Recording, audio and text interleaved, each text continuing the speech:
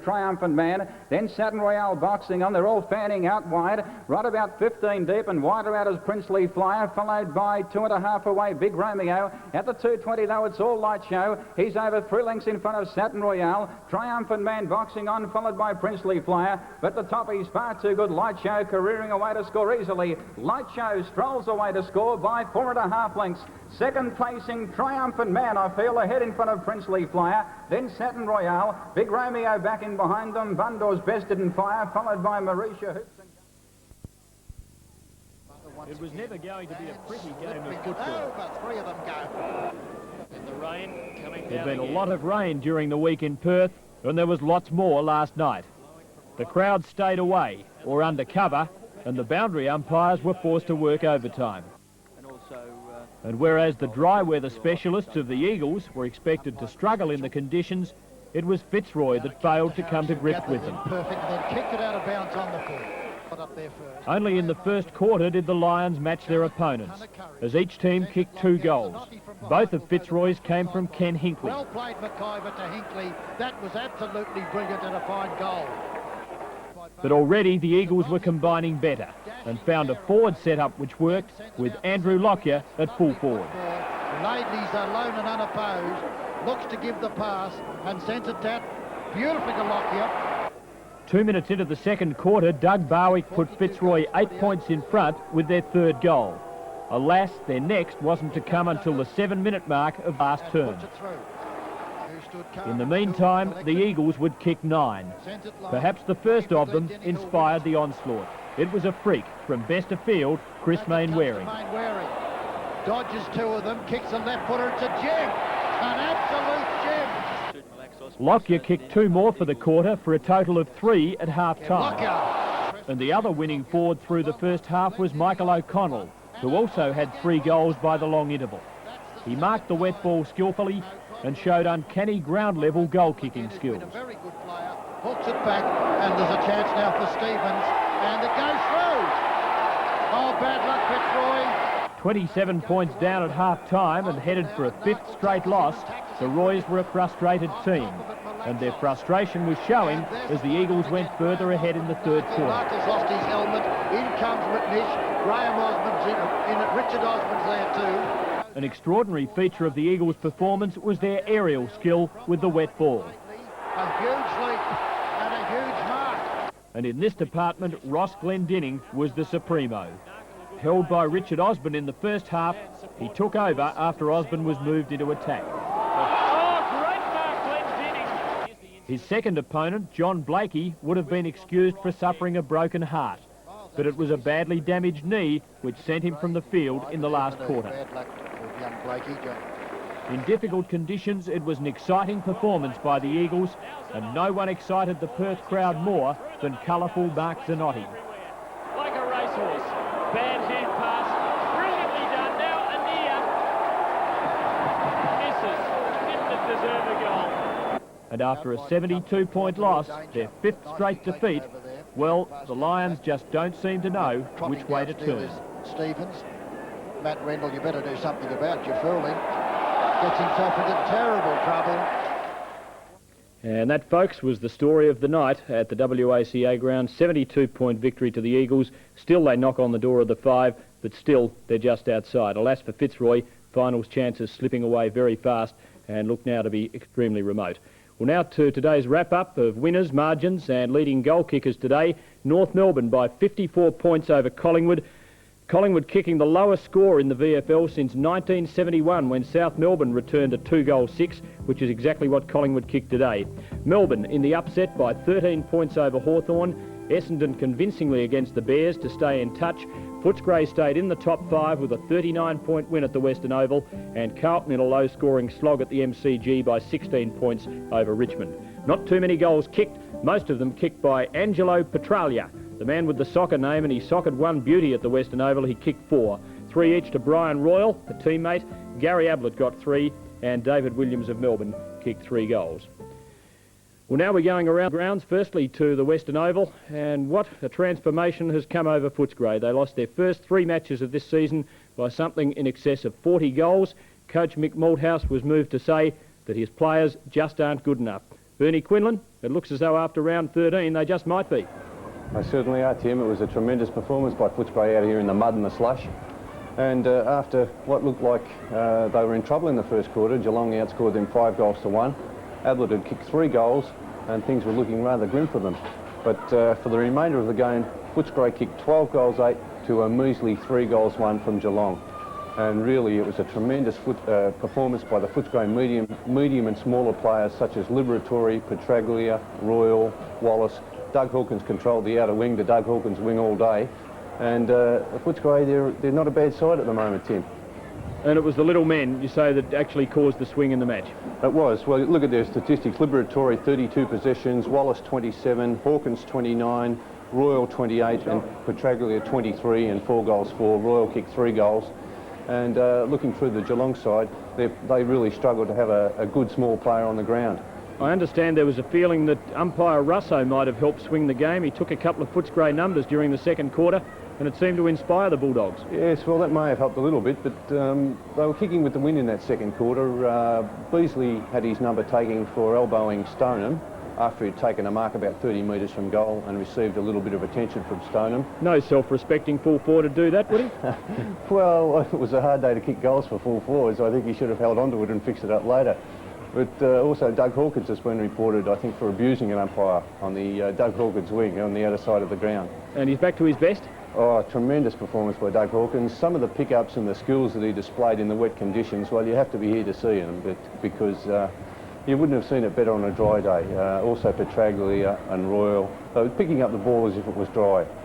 Well, that's great news for Footscray. I think everybody would be pleased, apart from Cat supporters, that Doug Hawkins is back to his best. We'll come back and talk about Geelong in a moment, so stay there, Bernie. But we're going down to the Footscray rooms now, and Ian Robertson, who did play a game or two for Footscray, I think, a few years ago, is with Tony Liberatore.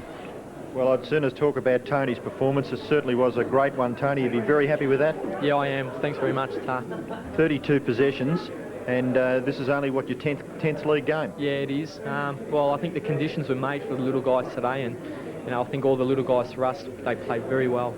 Well, you get the impression watching that, the heart really pumps out here when you play your home games, yeah, and you get something rolling. It was a very important match for you. It was a really important match. Like, it was either 4th position or 8th position we could have slipped down to, so it was a very important game, yeah. Until you lost your captain early in the match, did that spur you on at all, do you think? Yeah, well, I don't think most of the boys realised until half-time that he was off the ground, and we didn't think it was so serious, but yeah, it was a spur on because Rick's a great leader. And how about Mick? He was under the hammer early. He'd been belted in, 3 matches by 42 goals or something, and you've come back and won 8 matches out of the next 10. Yeah. Well, I just sort of think, like we might have started off slack, but it's just a regrouping sort of thing. If you're down, and I think, you just got to keep persisting and regroup and, stick together a side. That's just really important, and Footscray's a club like that, and we're very close side, first and seconds. Well, it certainly is a tremendous. I give a lot of credit to the defenders. There's some unsung heroes in that defence. Yeah, they're great. Like Ricky, he's led them well throughout the year, like 40, Toby, that's Brian Cordy, and Greg Eccleston. He did a great job on Gary Ablett. He really played very tight and well. Well, congratulations on your performance. It certainly was a good one, and maybe we can see a lot more of these now that you've played these 6 games in a row. Sure, thanks very much. Well done. Tony Liberatore, starring with Angelo Petraglia. Zeno Tsatsaris was out of the team today, but it sounds a bit like Footscray JUST lining up at the Western Oval. Let's talk about the losers, Bernie, and 5 goals in the first quarter, 3 in the next 3. It seems as though they just disappeared. Yes, Tim. Gary Ablett kicked 3 goals in the first quarter and looked like he was in for a really good day, but Eccleston stuck to his guns, and Ablett hardly had a touch after quarter time. Lindner ended up being taken from the ground. He found it very difficult to get kicks against Michael Ford. Michael Turner was on and off the ground, so really their forward line wasn't functioning at all. And apart from Mark Boz in the back line and Andrew Buse, it was pretty hard to find any good Geelong players. I suppose we have images of teams. Footscray are always tough and rugged. Geelong have been inclined to, will be considered at least, a little bit soft, and the conditions today might have been expected to find any softness out. Was that a factor? Well, I think Footscray were by far the more desperate side. Their tackling and their desperation to get to the ball first was a big factor in their win. Geelong just could not handle the pressure that was applied to them by Footscray, and Footscray have done it too to other sides out here. We saw them against Fitzroy a couple of weeks ago. They really tackled and chased and harassed the opposition, and Geelong couldn't stand it today as Fitzroy couldn't stand it a couple of weeks ago. So you do have to give a lot of credit to Footscray the way they are tackling. They've played everybody now. They've beaten, what, 8 of the 13 teams. They're in the top 5. Do you think they're there to stay? I think they're a really good side, Tim. You know, as Robbo said, they've got a lot of unsung heroes in the defence, such as Eccleston, who really put Adelaide out of business. And the win is even more meritorious because they lost Rick Kennedy, and another good young player in Hanbury went off, so they were left with only the 18 players to play with. And really, they never looked in trouble after quarter time when they completely overran Geelong. And with Purser doing well in the ruck, their defence is good, their forward line's good, and they've got a tremendous fleet of small men. So with the desperation and enthusiasm they're showing, I think they can go a lot further now that they've got the ball rolling. No serious injury to Kennedy, I hope? Well, it looks as if he had his thigh rather heavily strapped, so maybe only a corky, I think, Tim, but I'm not too sure on that. OK, Bernie Quinlan, thanks very much for reporting from the Western Oval, where Footscray had a 39-point win over Geelong. Now we're going out to VFL Park, where Collingwood were given a show of causing an upset against North Melbourne, but alas, the lowest VFL score recorded by Collingwood of any club since South Melbourne kicked 2 goals 6 in 1971, and the last team to kick a lower score than Collingwood's 2-6 today. Carlton, back in 1968, when on Anzac Day against Essendon they kicked 111-17, but they went on to win the flag that year. Big John Nichols at VFL Park. I bet you remember that black day for the Blues.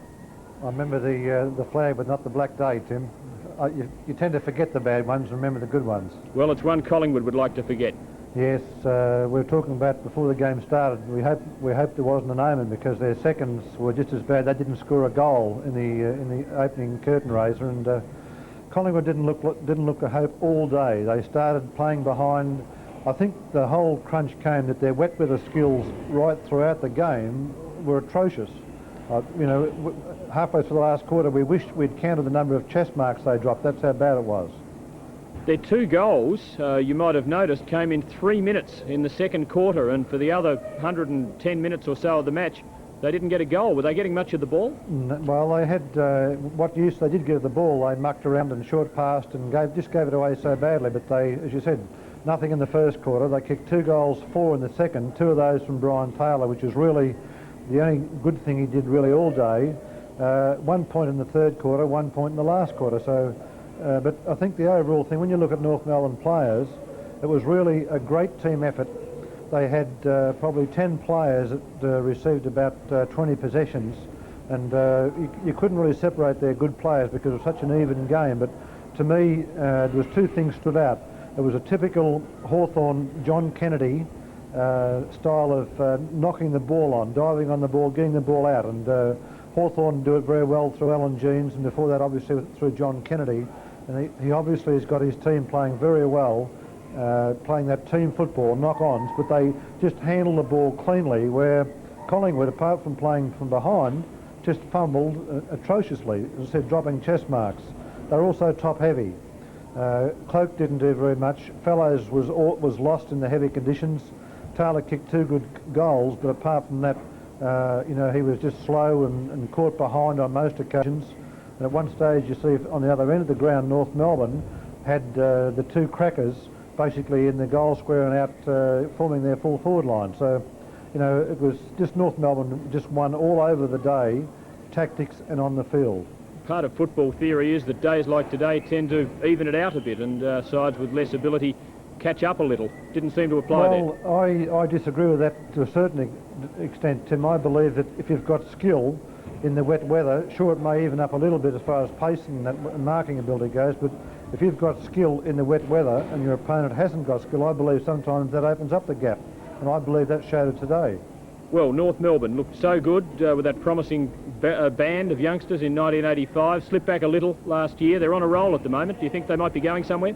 Well, I'll certainly go very close to making the finals the way they're going at the moment, because they've got great team spirit. And listening to Tony Liberatore talking about the Footscray ones, North Melbourne, sure we've known them as good night players playing Friday nights, but it's probably hard to assess what the opposition was against them today, because really Collingwood were atrocious all day, and by the second quarter and by the time the third quarter started, even listening to Peter G and Jeff Leake call the game, there were so many unforced errors that it was almost laughable. And I know Peter and Jeff, as they call the mistakes, you know, almost said it was almost a laughable situation the number of times they made unforced errors. People usually delight in Magpie misfortune, but I think you'd probably feel a little bit sad to see them scraping the bottom of the barrel like that. Well, the last quarter, you know, was going to be very, very long, because I was just hoping for Collingwood's sake that they finished on very well at this ground on 3 or 4 games earlier in the year, and I hope for their sake that they had have salvaged some pride, but really as the game went on, they didn't salvage anything at all. It's getting a bit dark out there behind you, Big Nick. We'll let you get away, and we'll get on with the show from the studio. But firstly, we might go down to the North Melbourne rooms. Big John talk about the John Kennedy influence. Here he is with Jeff Leake. Well, we have the privilege of talking to North Melbourne coach John Kennedy. And John, in all your playing days and coaching days, have you ever had an easier win? Oh, well, I wouldn't say it was easy, Jeff. I think that, I know you must perhaps disbelieve me, but I think that on the scoreboard it looked an easy win. But out there on the contests before the ball, I thought Collingwood won almost as many contests as North.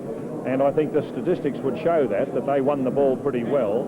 But I think North finished off their work a bit better, and I think that was the difference in the game.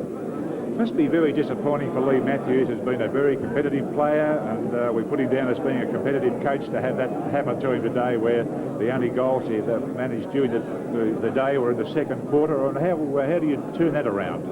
Well, football's a game of disappointments and highs and lows, and some days you're on the receiving end and some days you're on the giving end, and it just so happened that today, I suppose, we weren't on the receiving end, but we've been on the receiving end this year too, so I know the feeling. You know the feeling, John.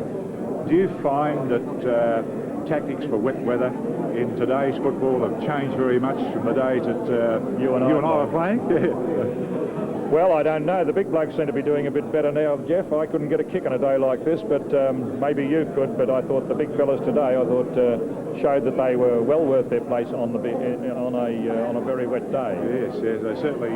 But I think I don't think the tactics alter so much. I think that even all the things that you say are even more applicable on a wet day, I think.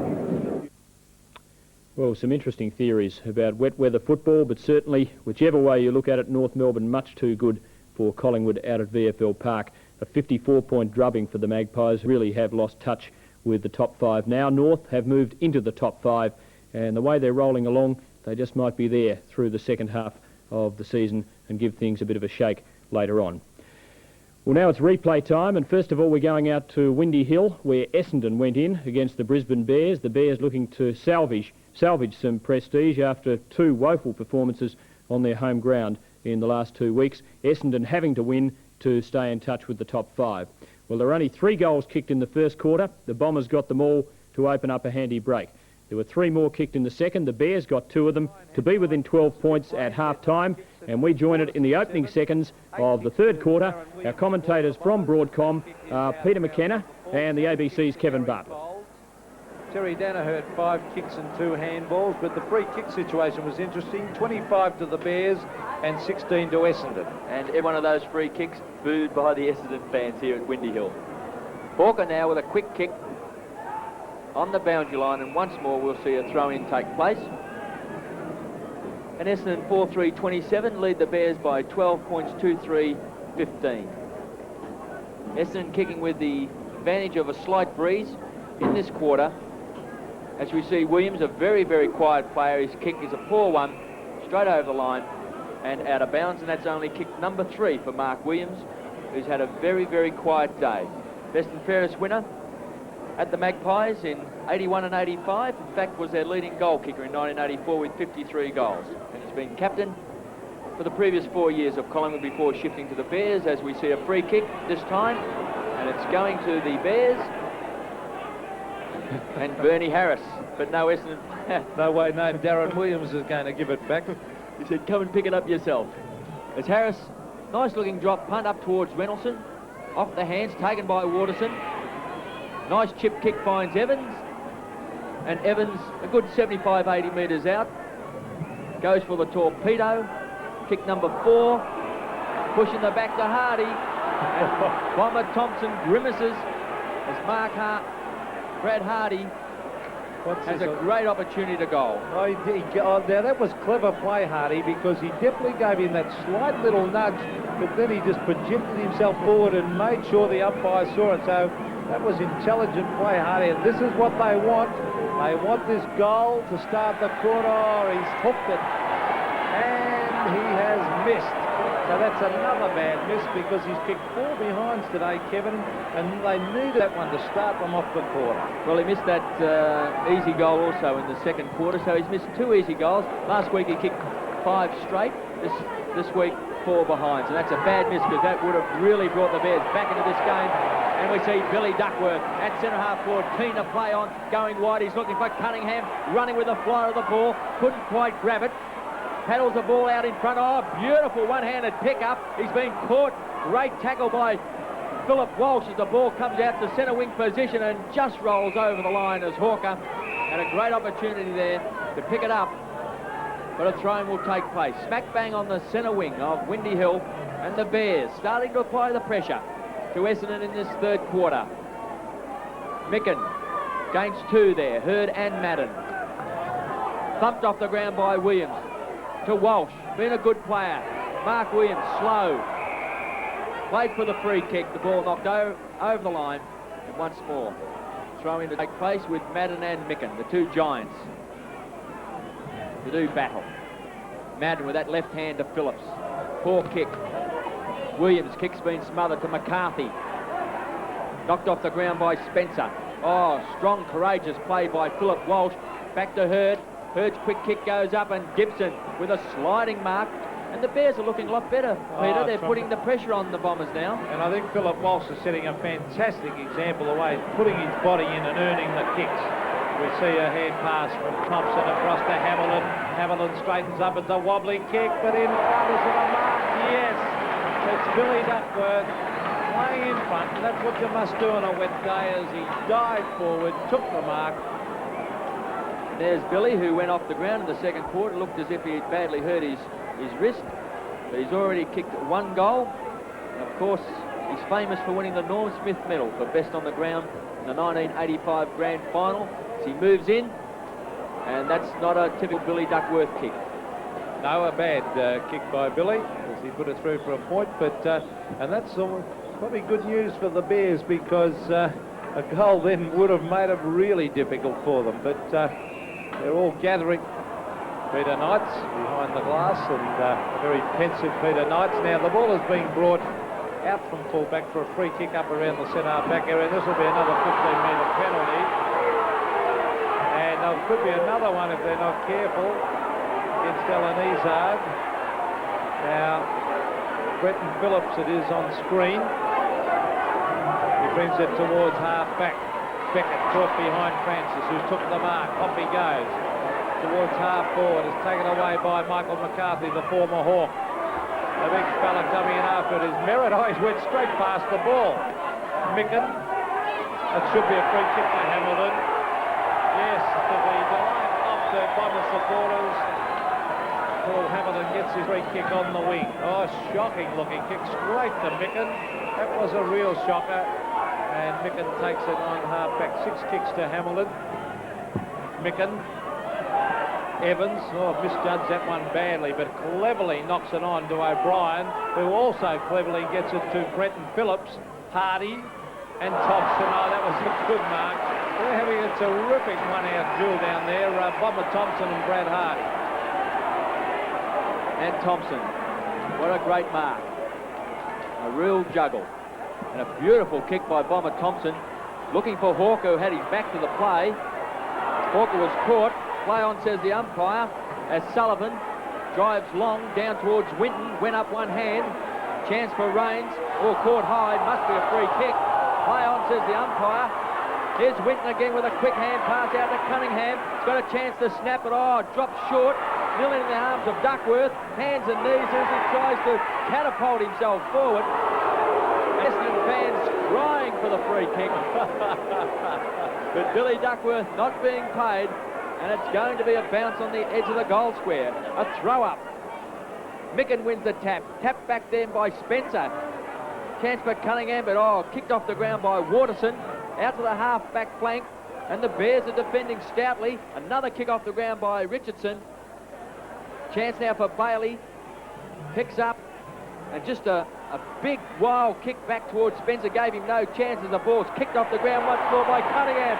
The mark not taken by Billy Duckworth. Been in the thick of play. Nothing much has come off for him, but he's been exciting. Well, we had a great camera shot a moment ago too of the crowd and how people get involved in football. Shane Harris and Gary Forster, they're letting it go, and well, they've had firm control of the game though, right from the start of play. Now, there's a free kick to the Bears for being grabbed by the leg. There's Jeffrey Rains, who's and Walsh have really put in. There's 10 kicks to Rains. Out wide, wasn't a good kick because he found big Merritt. Not Merritt, the Madden, I should say. Centre wing. And the umpire will come in and throw it up. This time umpire Shane Harris. 4-4, plays 2-4. So it's only 2 goals the difference. A miss by Brad Hardy was a very bad one. It just got them that little bit closer. Still, get it down there quickly and get a quick one. They'll be right in this game. There's the ball being brought right down towards full forward. Punched away by Gibson. McCarthy beautifully back to Gibson. Further afield is Izard and Walsh. Fisted away towards the boundary line. Shane Hurd, a very strong player, Shane Hurd. But the ball had beaten him over the line out of bounds. Shane Hurd today playing game number 150, and by heck has he been given some tough jobs by Kevin Chitty in the stopping role. It's been a marvellous stopper, and of course I suppose he's most famous for being smuggled across the border to play in the interstate match by Kevin Sheedy.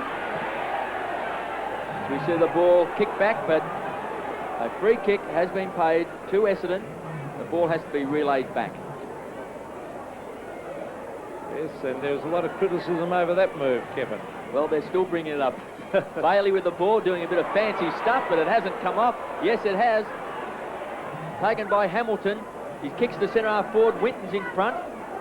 Can't take a mark. Wild kick off the ground by Spencer, but they're defending strongly as Dixon kicks the ball back, but it's a poor one taken by Bailey again. But this half-back line of the Bears is standing up wonderfully well in this third quarter, and we see a wild bomber kick over the line out of bounds on the full. And the free kick will go to Matthew Campbell. And Big Paul Salmon, the big fish, warming up on the boundary line, and Sugar Winton, the former Richmond player, is off, and Salmon is on.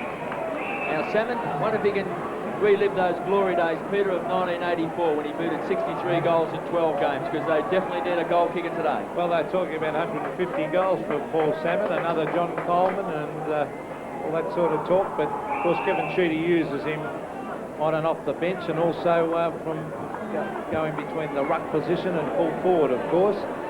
Doesn't stay at full forward for long periods, so he's not likely to be a 100-goal kicker. That was Spencer getting it down. Oh, gee, copping one. Oh, it's on behind the play, and a Bears player really copped one then. And that's why the fight's on behind the play, as Considine plays on to the pocket. Beautiful pass, it's still going on in there. A Bears player copped one. They'll pick him up in a moment. He copped one right in the mush, and that's what started the fight. Dale Dixon, was it? I think it was Dale Dixon who copped it originally. He was on the bottom of that pack. He really did cop one, and then that snowballed from there. But still, it's all settled now, and players are getting on with it. And Darren Williams has the mark in the forward pocket, only 20 metres out from goal. He's coming around to give himself a little bit more angle. Kick one or less angle, I should say. Kick one there in the first quarter, please. Yes, well, a better one. In fact, it was right on the boundary line. There's no doubt about that one. That's a goal to the Bombers. They move on to 5-4 to the Bears 2-4.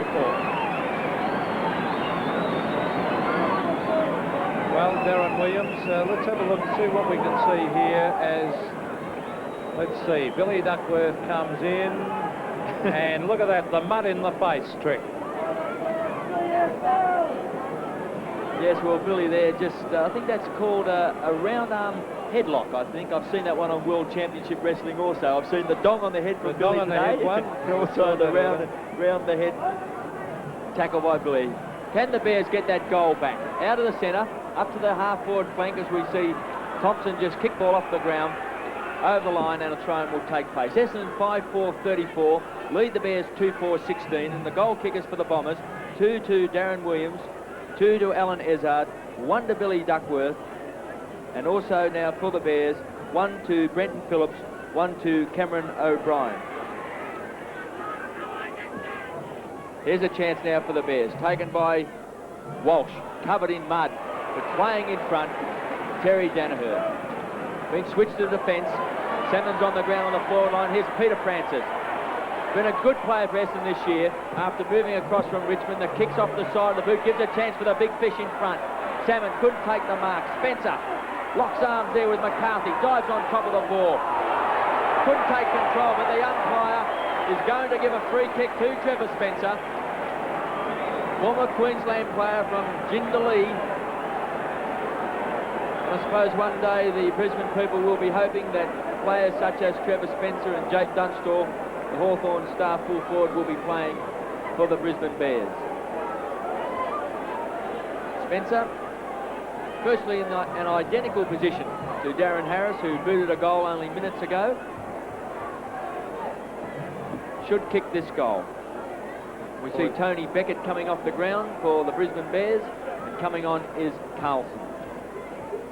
Trevor Spencer, only 20 metres out, moves in. Oh, it's a wild kick. Bad miss by Spencer, bringing up only a behind. You would never have missed that, Pete. Oh, I don't know, Kev, under these conditions, I think you can, it's hard to grip that ball, but our statistician Andrew has written down in his stats falls. He's got falls, Duckworth 2, Bears none so far. You only needs one more and you win, don't you? Another one, and he's the best man in the ground. Gets 3 votes. 5-5, Essendon, Brisbane 2-4, but no doubt about Billy Duckworth. Hasn't got a lot of mess in him, really. He's just a colourful character. There's Walsh. Just got rid of it. Good tackle by Salmon. The Essendon crowd saying holding the ball. The umpire not having anything of that. Back it comes to the boundary line and over the line, and the Essendon stand not happy with that. I reckon that was a good tackle by Very good Salmon tackle. too. I feel that was a tackle worthy of a free Yeah, kick. they might have been right, the crowd, I think, Kev, as we see the big punch away by Bailey. Rains can't pick it up, pop that one right in the middle of the back, and once again the crowd disagree, and looks a big crowd there, but I think it'd only be about 8,000 here today. As we see Matthew Campbell coming across the ground wide to Evans, tried to trap it valiantly, tapped back by Hurd to Francis. Francis playing for the free kick, and eventually got it. Well, he was trying to get it. I don't know whether I'd play it when they do that, Kevin. Well, I don't think that was a free kick that time to Peter Francis. I don't really believe he was retarded at any stage. As Francis now playing his 151st game, off the pack, chance for Walsh. In there is Harris also. It'll be interesting, we must get a stat on the free kicks so far for the game. 32 free kicks to the Bears to 21 to Essendon, and you can understand the Essendon supporters, very vocal crowd, as Mark Williams has taken the mark, probably only kick number 5 for Mark Williams, as he kicks up to the centre wing position.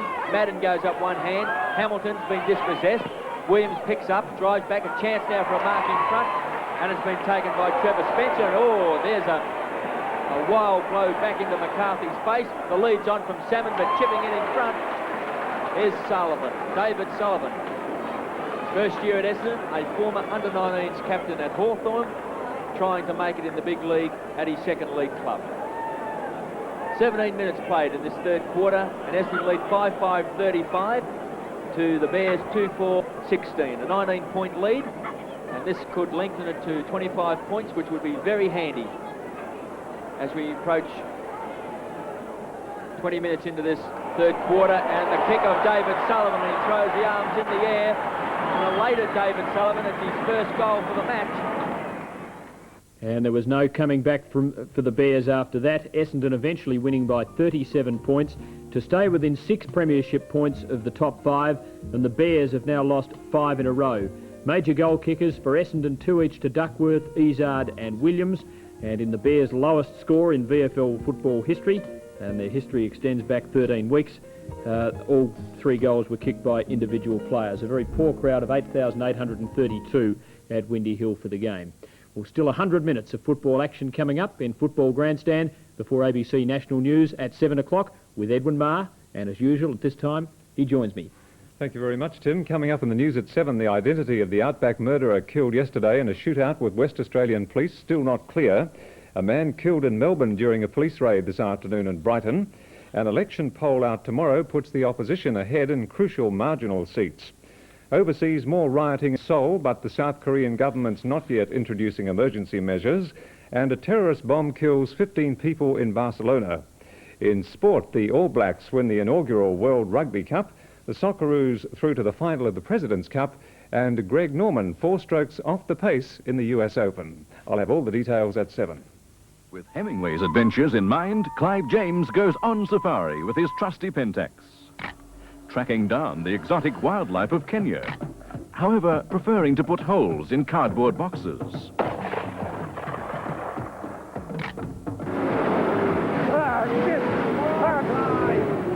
Get out of there! The Robert Redford without Meryl Streep.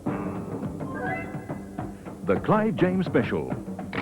A whimsical yet beautiful view of Africa Monday at 10. Clive James on safari, here on ABC. Next in Footy Grandstand to the Western Oval for the battle of the Dogs and Cats.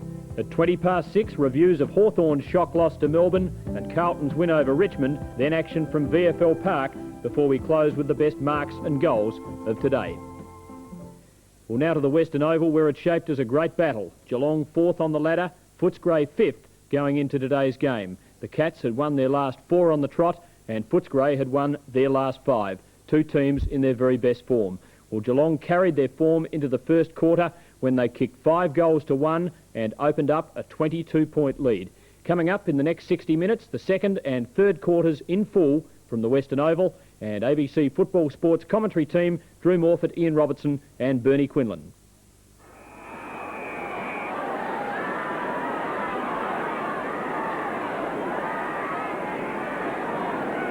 Second quarter at the Western Oval. Geelong kicking accurately in the first quarter. 5-1. Lead the Bulldogs 1-3.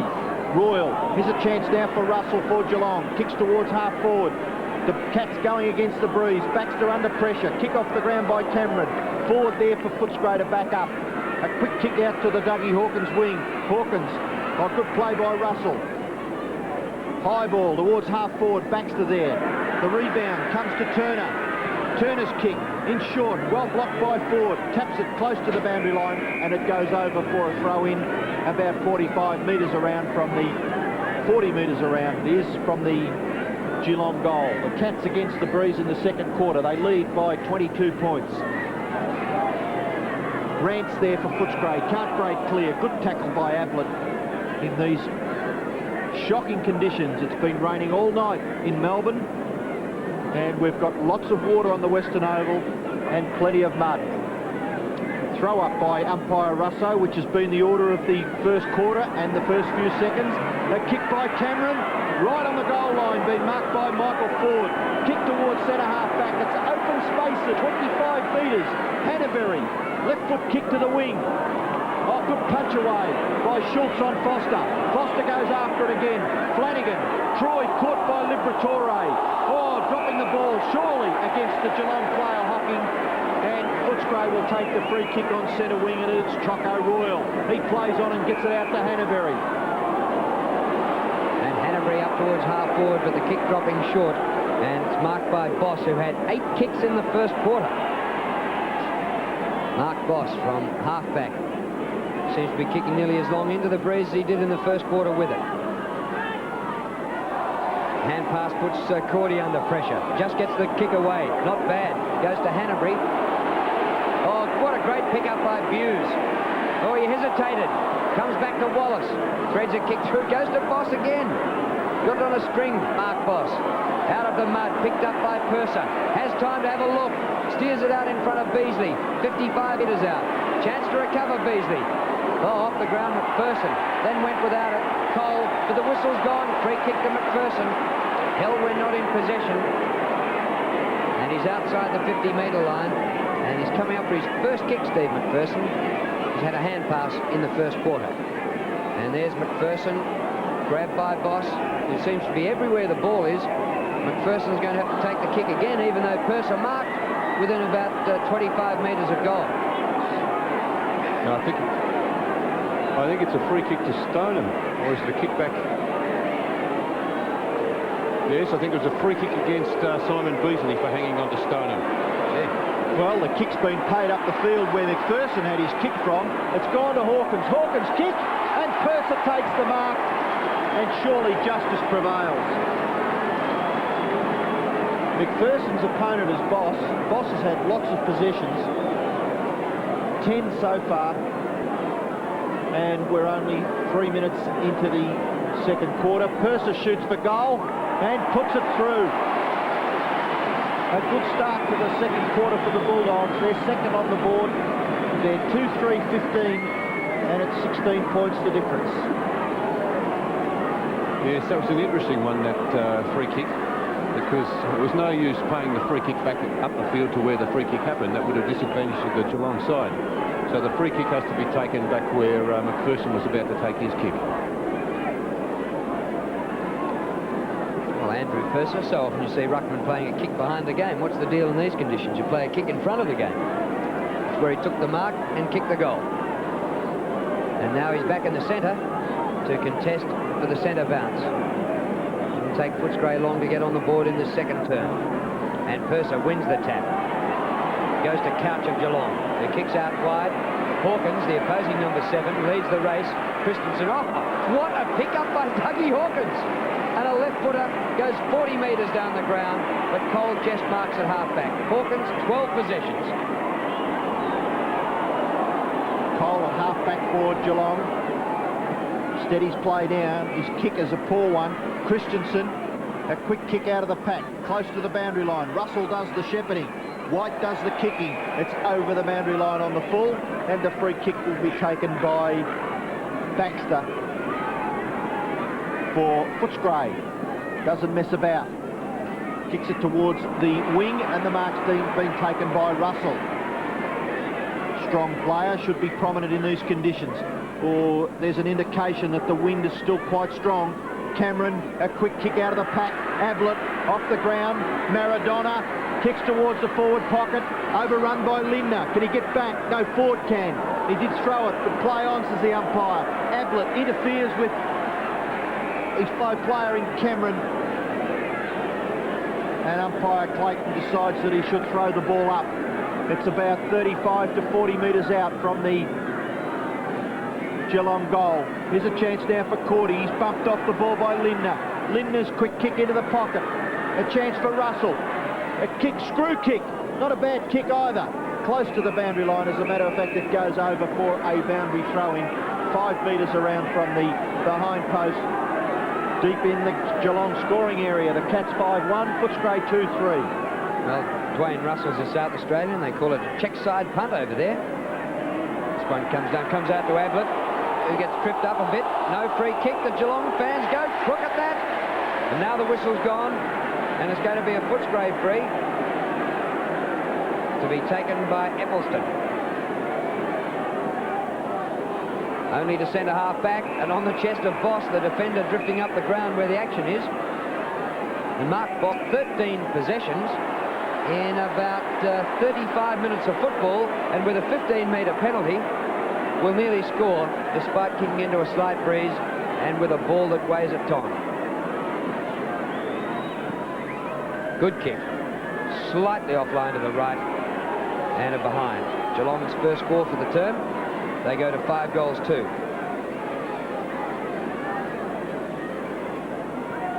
Kick in for Footscray towards half-back. Out of side. White left it for Flanagan. McGuinness picks it up. Wallace difficult to control the ball. It slipped off his hand, but he was interfered with by the Geelong player, and Wallace takes the free kick. It slips off the side, goes towards centre-half forward. In there for Footscray, Liberatore, Schultz for Geelong. Liberatore gets it out wide. McPherson gets his foot to the ball. Beasley can't mark. The post by Stoneham. The ball runs free. Boss, 14 possessions, and it goes over the boundary line for throw-in, half-back flank, 35 metres around from the Footscray goal. 5-2 plays 2-3, and we're 7 minutes into the second quarter. Flanagan wins the tap. Goes to McGuinness, who hooks back over his shoulder, but not far enough. And that's gone deep into the crowd for a free kick. Mark Boss performing better than, well, a swimmer. In conditions like this, he should be a Tom Stakovich or something. Hughes takes the kick up towards half-back flank, and that's an excellent mark. Well, playing in front, Dwayne Russell drags down a scorcher. His kick up towards centre wing. Geelong in front again, but no mark this time. Royal ducks hockey and will take no free kick. Holding the ball, says the umpire. And both Bernie Quinlan and Ian Robertson say thumbs up, right decision, Christensen. Christensen's kick is in short. No mark taken. Purser with strength. Breaks clear of Exel. Round onto the right boot. Thumps one long towards full forward. Oh, good attempt, Mark. It hasn't been paid. Foster was the player. Beasley there for Footscray. He does well. Keeps it in. Now scoops it out to Foster. Foster's kick up to full forward. And unfortunately for the Bulldogs, was offline because there was a Footscray teammate up there in the forward pocket. And it looks like Cronin. He was miles from anyone. But it's gone over the boundary line, and we'll have a throw in 10 metres around from the Footscray goal. Beasley doing the ruck work. Stoneham there. McGuinness for Footscray. Dispossessed. Petraglia, snapshot for goal, into the pocket. Hits the behind post, and we'll have a boundary throw in the Footscray forward pocket. Geelong 5-2, Footscray 2 goals 3. Footscray in attack. Petraglia, Cronin, holding the ball, and once again it'll be Mark Boss. That's a tough decision, that one, Drew, because 2 Geelong players grabbed him. He had no chance to get rid of it. 14 possessions now to Boss, close to the boundary line. Russell's there with Hawkins. Russell comes down with it. What a mark by Dwayne Russell. And Hawkins is being reported here. The umpire ran straight at him with the book out. Dougie Hawkins, what have you done? It could only be for abusing the umpire, Drew. He must have said some unkind words. Well, Hawkins pointed to the inside of his elbow, and there he goes again. Did he whack him with the arm? No, he's saying that he touched the ball and shouldn't have been a mark. That's what he was complaining about. Yep. So really the only reason he could have been reported there is for abusing the umpire. Yep, well seen. Dougie cannot believe it. Russell's had 6 kicks this quarter, which has been in progress just 10 minutes. Yes, and Dwayne Russell's appreciating Rick Kennedy being off the ground because Rick has got his knee heavily bandaged and doesn't look like he'll take any further part in the match. Ball on centre wing. Flanagan. Wallace for Footscray. Kick towards half forward. A punch on. Chance for the Bulldogs. Buse is first there. His kick is smothered, but he still has the ball underneath him.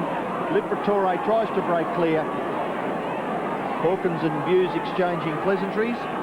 And umpire Clayton throws the ball up at half forward for Footscray. Flanagan, chance for Cronin. Now McPherson, kick around the corner. It's a high ball. Boss stands his ground well, can't control it. Royal does. Kicks towards full forward. Beasley can't mark. Stoneham, handball out. Troy and Exel. Exel takes it. Boss again. Left foot kick into the centre. Ablett overruns it. The ball runs free. It's in the centre. Now there's a chance for Cameron. Cameron up towards centre half forward. Cordy there for Footscray. Repels that Geelong attack and it goes out wide. Here's Hawkins. Can he fight back after being reported? Steady as a rock. Kicks it up towards half forward. The mark taken by Liberatore. Plays on. He's nearly at ground level. He's that small. The ball up towards Cronin. Cronin's kick around the corner into the pocket. And it's too far and goes over the players' heads and over the boundary line for a throw-in.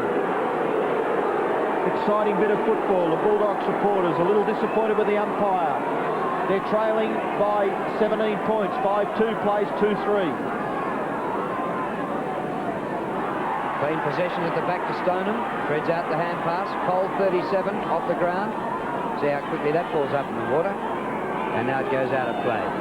Yes, well, the Footscray fans not happy at all. Their hero, Dougie Hawkins, just back after missing 12 months through a knee injury and reported. Liberatore. Off the ground, a little one by McPherson to McGuinness. Voss there again. And ridden into the ground, the umpire says, give it to me, I'll throw it in the air. Geelong lead 32 to 15.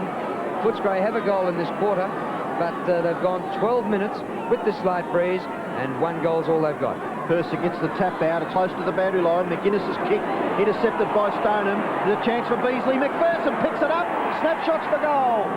He's offline, and it's out of bounds on the full in the opposite forward pocket.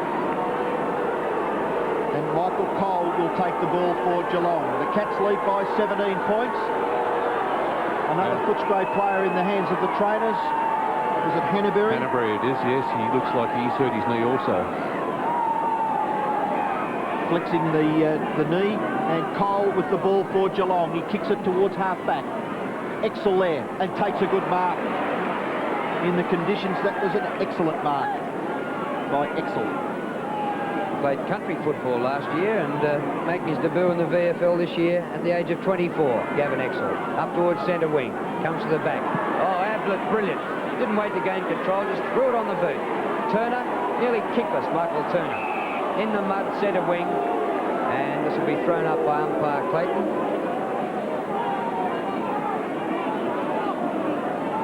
And he just clears the sponsor's logo just a fraction, which is a good move. Foster, clean possession. Wallace, he threw it, said umpire Clayton. Well, I think you might get a lot of those today. I don't know whether they'll all be penalised, though. The free kick goes to Couch. Well, he was a little stiff. The umpire was right there. Couch's kicks a beauty into the wind. Up towards the 50-metre mark. Player at the back, Maloney, close to the boundary line, and he takes it over. And we'll have a boundary throw in 50 metres around from the Geelong goal. The Cats 5-2. Footscray 2-3, and we're nearly 15 minutes into the second quarter. The big guns, Foster there. McGuinness picks it up well. Kicks with the right foot towards the wing. McPherson overruns it. Brilliant pick up by Royal. Kick towards half forward. Petraglia is there for the Bulldogs. Can he pick it up? It's shocking conditions, but he does it well. The little fellow round onto the left foot. Up towards Beasley. Stood his ground and takes the mark. Well, Stoneham fell over. Beasley stood up. It's been taken off him. Oh, rubbish. He's being reported. Beasley reported. Well, you have a look at this. If you see this again, you'll see what happened, because Stoneham gave Beasley one in the stomach after he took the mark, and Simon's reacted, and this is what's happened. Well, here it is again now. Bernie, I mean, these conditions are difficult enough. Look, see that? There it was. Stoneham started it. Simon reacted, and he's been reported. So now Beasley and Hawkins reported. Here's a chest mark to Exel at half-back flank. And more importantly, that was going to be a certain goal to Footscray, taken off them. The Footscray crowd reacting violently at the moment as Turner marks just forward of the wing. Michael Turner barrels it along to the forward pocket. Lindner. Oh, good mark. He's had just one kick, Bruce Lindner. Too far out to score, outside 50. Listen to the Footscray crowd. Hannaberry off. Lindner gets around forward, shoots towards the 10-metre square. That's at the back. Chance for Couch. Forced to kick with the right foot. Into the pocket. Brian Cordy takes the mark for the Bulldogs. Plays on quickly. Sends a long one, out of danger temporarily for the Bulldogs. Here's a chance for Hawkins. He's recovered well from that report. Feeds it to McPherson. McPherson towards half forward. Cousins on the ground. At the back, Rance. Kicks quickly, close to the boundary line, and it goes over on the full, and the free kick to be taken by Troy for Geelong. Geelong 5-2, Footscray 2-3. Footscray supporters not very happy with the umpire. The ball comes to Flanagan. Liberatore gets the hand pass to McGuinness. McGuinness backs his pace, gives it to Royal. Royal at half forward, a short kick, is offline through from behind to Footscray, when perhaps they could have been rewarded with a goal. Yes, they've had plenty of chances this quarter, Footscray. The one taken off Beasley and that one by Royal, they could have been right up there with Geelong as the rain starts to fall out here again at the Western Oval. And there have been just 3 scores this quarter. Footscray 1-1 to Geelong's 1 behind. And away they go through Troy from centre half back over the centre of the ground. Tunnelled out by Cameron, but he didn't get it out. Oh, excellent play there and a free kick, and well earned there by Troy Maloney, playing just his 10th game of league football. Pops it wide. Cousins with Cameron. That's Peter White, rather, 33. And every time the umpires get to this side, the Footscray crowd under the umbrellas give the umpires a real serve. Bulldogs trail by 16 points. Wallace does it well, gets the handball to Liberatore. Liberatore's kick up towards Beasley, overruns it with Stoneham. Here's a chance for Footscray, shot a goal, is a goal, kicked by Petraglia. Well, they've done quite a lot of attacking in the last few minutes, and Angelo Petraglia's 7th kick results in a goal to the Bulldogs, and the difference now is only 10 points. 32 plays 22, and we're 18 minutes into the second quarter, and perhaps the Bulldog supporters a little happier. Oh, that was a brilliant goal by Petraglia. Look at this, probably shows his background. He didn't try to kick it too hard, just a little, looked like he played soccer all his life with kicking that goal. It was a magnificent goal. Throw up in the centre. The free kick has not been picked out. I thought there was one there just for the moment, but the fastest gun at the Western Oval, Johnny Russo, decides on a ball up at the centre. There's a chance now for Flanagan. Here's Cronin for Footscray. Kick towards half forward, and the mark taken by Rance. He plays on, gives it to McPherson, the slippery ball. But McPherson recovers well. Handball into Wallace, and the Bulldogs are off and running. The kick towards half forward has been marked safely by Michael Cole. And the ball is only 35 metres out from the Footscray goal. Cole, not great distance, and a good mark to Royal playing in front. And Brian Royal's played an excellent game. 11th kick for the match. Dropped by Buse. Liberatore gets it out to Cronin. Almost across the half-forward line. Beasley a chance. Punch down, goes to Rance. Well done, Stoneham. And the umpire will call for a ball up. But he'll throw it up. You won't see the umpire throw the ball into the turf here today. 32 plays 22, and we're at the 20-minute mark of the second quarter. Hawkins, number 7 there. It comes down to Liberatore. Snap! Oh, hits the post on the bounce. That was Petraglia, who kicked the last one off the ground. And maybe Bernie's right. The upbringing might suggest that he might be better off the ground. Flanagan fumbles in the back pocket. Chance for Cousins. Only been on the ground a few minutes. He's kicking to the pocket. Oh, it must have only just missed. And another behind of the Bulldogs. Well, they're gaining ground, even if it's only through behinds. The kick in towards the members' side. There's a chance for Royal. He's tackled well by Buse. The ball runs free. Cousins hand pass. Liberatore. Cronin shoots for goal and puts it through.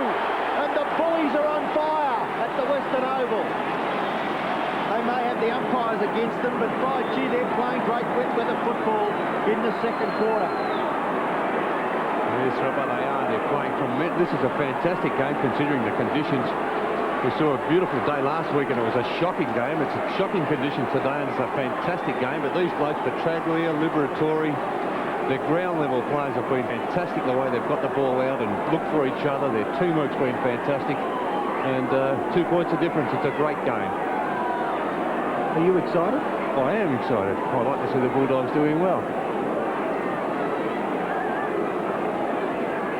And in 4 minutes, Footscray have rushed on 15 points to get to within 2. The umpire calling for a new footy. So a nice dry ball at the 22.5-minute mark of the second quarter. And so Footscray maybe about 5 minutes of wind-assisted time left in this quarter. They might be in front by half-time, which more than negates the three goals won by Gary Ablett in the first quarter. Haven't seen much of Gary in the second quarter. And this will be thrown up by umpire Clayton. Purser in there against Flanagan. Indecisive. Cronin. Took a long time. Umpire says held to him. And he'll throw it up again. Footscray player in the hands of the trainers behind play at half-back is young Eppelston. Now Hawkins has gone on to Ablett. Happened to be Ablett's opponent. The throw up in the centre. White can't break clear. He's been given a free kick, though, young Peter White, the schoolboy. And it's not a bad kick either towards half-forward. Footscray are undermanned. They've got one player down. Eppelston, the ball's at full forward. Ford's under pressure. He does it well. Picks it up cleanly. Round onto the right boot and kicks it long. Out of trouble. Out towards the wing. Here's a chance for Christensen for Geelong. Now Couch feeds the handball wide. Young Cameron. A quick kick into the pocket. No mark taken. The ball at the back of the pack. Footscray might see it safely over the boundary line. It's Cronin there, and his kick has been marked by Turner. No, it's not. Play on. White there for Geelong. Now Baxter. The ball close to the boundary line. A chance now for Cameron again. He's kicked towards half-forward. No mark taken. Liberatore. A handball wait. Eppelston recovered well. The cheers of the Footscray crowd, and he kicks it out of trouble towards the wing. A race for the ball between Cousins and Cole overruns it. Cousins there. Oh, Geelong strong. Troy. Cole taps it over the boundary line, and we'll have a throw in on centre wing. And the Footscray crowd are wild. Yes, I think the umpires are all going against them, the umpiring decisions, and that may have been another one against Cousins. And now that Eppelston is crook, Doug Hawkins has gone back onto Ablett. Oh, Eppelston's just gone back on him. Hawkins had him for about a minute. That would have been a top duel. Here's Royal holding the ball. The umpire says play on. I don't know about this one. Troy gets it up the ground. There's Dougie Hawkins back up in the middle. Great stuff to Cousins. On to Liberatore. Look at this. Petraglia wide open. 50 metres out. 40 out. He goes for goal. What a goal by the Bulldogs.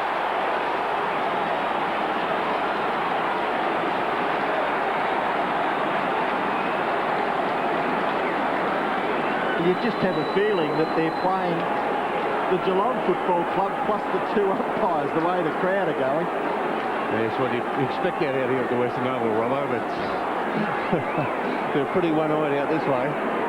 But it's been a fantastic quarter of football by the Bulldogs, especially Petraglia, Liberatore, those type of the smaller players. They've really got that ball moving well in these muddy and slippery conditions. Back in the centre, Purser, who's doing well in the ruck.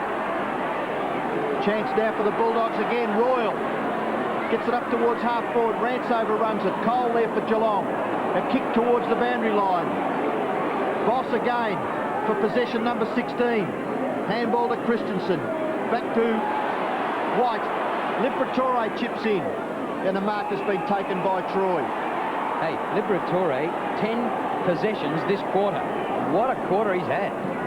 Troy at half-back for Geelong. The ball holds up. Purser taps it. Oh, caught with the ball. Hocking. Didn't quite know what to do with it, Hawkins. Two hot-blooded young fellows. And umpire Clayton decides to throw the ball up. Footscray lead by 4 points, 36-32, having trailed at quarter time. Umpire Clayton comes in and will ball it up again. Footscray's little guys. Petraglia, Liberatore, Royal. Wallace has come into it this quarter. Cousins goes up, wins the tap. Hocking. Turner. Close to the boundary line. Purser playing like a rover. Ducks a tackle. Inboard he goes. There's Liberatore again. Shoveling the ball out to Cordy. Kick smothered. But away goes Buse for the Cats. Unguarded centre circle. Puts it out wide for Ablett. I think a few Footscray fans saw what happened between Ablett and Eppelston. Ablett dashes away from him. Low to Lindner. Race back for the ball. Ford wins. Well done, Michael Ford. That's great play to Rance. Oh, it's Maloney, I think, in the back pocket, and his kick goes towards half-back. Cole, well, he nearly overran it. couldn't control the kick off the ground, and it goes over the boundary line. And young Maloney did well there because he backed forward up all the way and took it out of danger for the Bulldogs. We've got to throw in at half forward. Here's Liberatore again, 11th possession for the quarter. Rance can't mark, but he's been paid a free kick against Schultz. And the Bulldogs will go back into attack. Murray Rance with the ball on the defensive side of centre. He bangs a big one in towards half forward. The mark taken by Cole for Geelong. Footscray lead by 4 points. We're 25 minutes into the second quarter. Cole's kick towards half forward. A chance for Footscray. Wallace pushed in the back. And he'll take the free kick for the Bulldogs. Another good goer for Footscray in these conditions. A 15-metre penalty. Wallace up now onto the wing. He's towards half forward. Cousins. Oh, good mark by the big fellow. A one-grab mark. Thumps a long one towards centre half forward. The small men required. Christensen overruns it. In there for Geelong, Stoneham. And umpire Clayton decides that he should take control at centre half forward for Footscray. Can't be long left. Just 4 goals kicked in the quarter. 4-3 to Footscray. 1 behind only to Geelong. There's Wallace paddling it out. Goes to Liberatore. Out to Cronin. Another goal will be handy here for Footscray. On the 50-metre line. And it's picked up by Troy. Short of the wing. Foster, good pick-up, but he took the ball over the line. And I reckon that'll just about be the last stanza for the quarter. Footscray lead by 4 points. And the rain comes down. The conditions won't improve. They're going to go from terrible to shocking to diabolical. Throw in, puts Cole under pressure. The safety of the boundary line. And Michael Cole doing a reasonable job in defence for the Cats. Footscray lead by 4 points. 36 plays 32. Nearly at half time. Oh, a bad tackle there on Gary Cameron. And the Geelong defender will take the free kick. He kicks it towards the wing. Russell, Turner. Now Russell takes possession of the ball, but the siren sounds. A big comeback by Footscray in the second term, and the match well balanced at half-time. The third quarter from the Western Oval in a moment.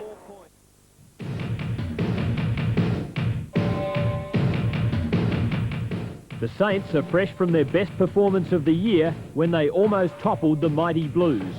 In Super Sunday football this week, they take on the Swans, who are slowly recapturing their early season form. Round 13 VFL action live from the SCG, Sydney Swans versus St Kilda on ABC.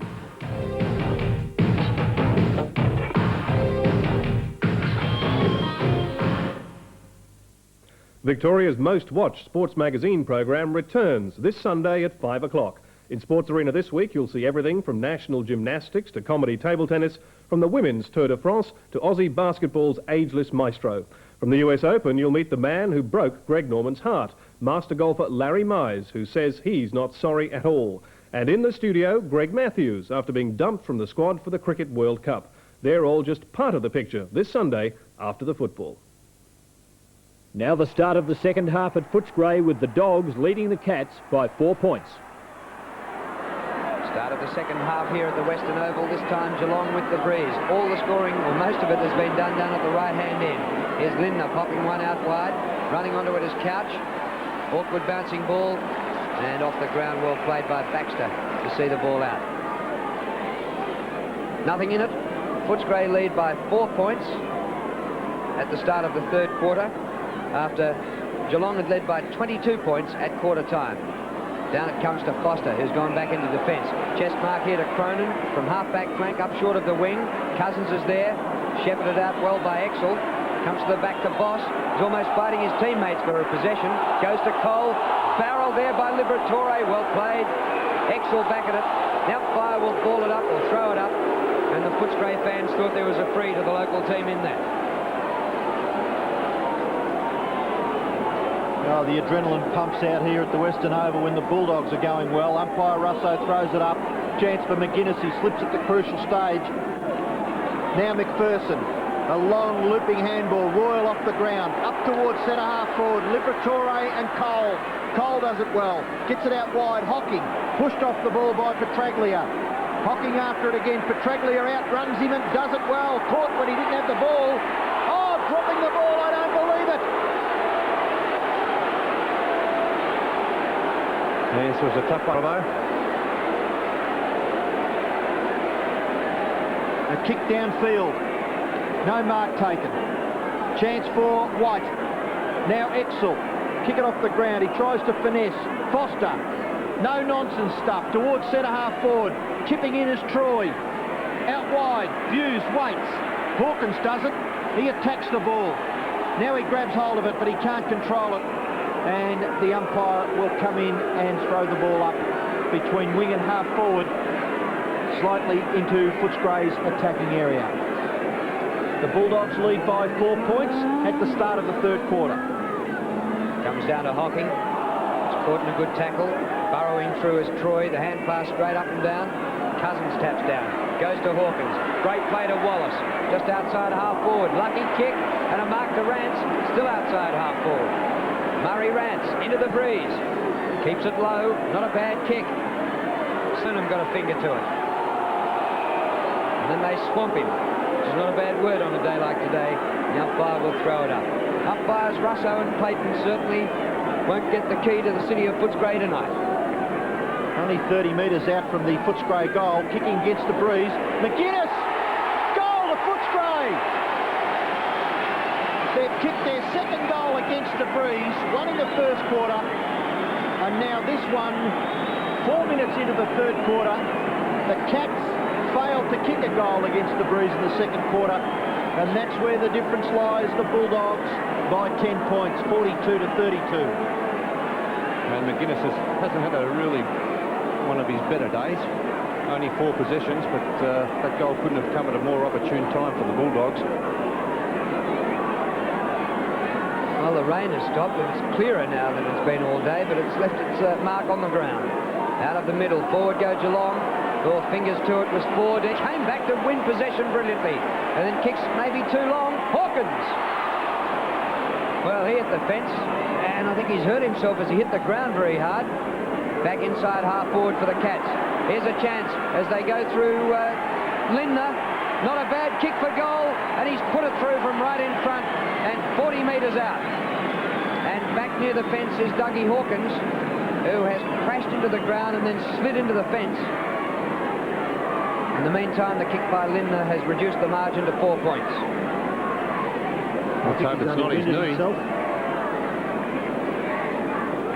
I think perhaps he's only winded himself. The trainers are just attending him, hoping he can get it back quickly.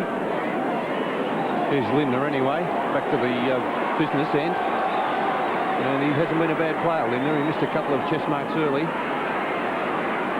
Back in the centre, Christensen crashed to the ground. Foster goes on with play. Hawkins now out of the hands of the trainers, and he's back to the fray again. A long ball towards half forwards, a great kick. Here's a chance for Petraglia. The damaging smaller players of Footscray. Runs around inside 50 metres and shoots for goal, and he's on line. A great goal of Petraglia, and the Bulldogs answer the Geelong challenge. 3 goals to Angelo Petraglia. What a game of football. Yes, it's amazing under the conditions. Petraglia has been into everything in this game. Cole did his best to try to run him down, but he showed amazing pace to get around onto that left foot. And also kicked it very intelligently to let it bounce through.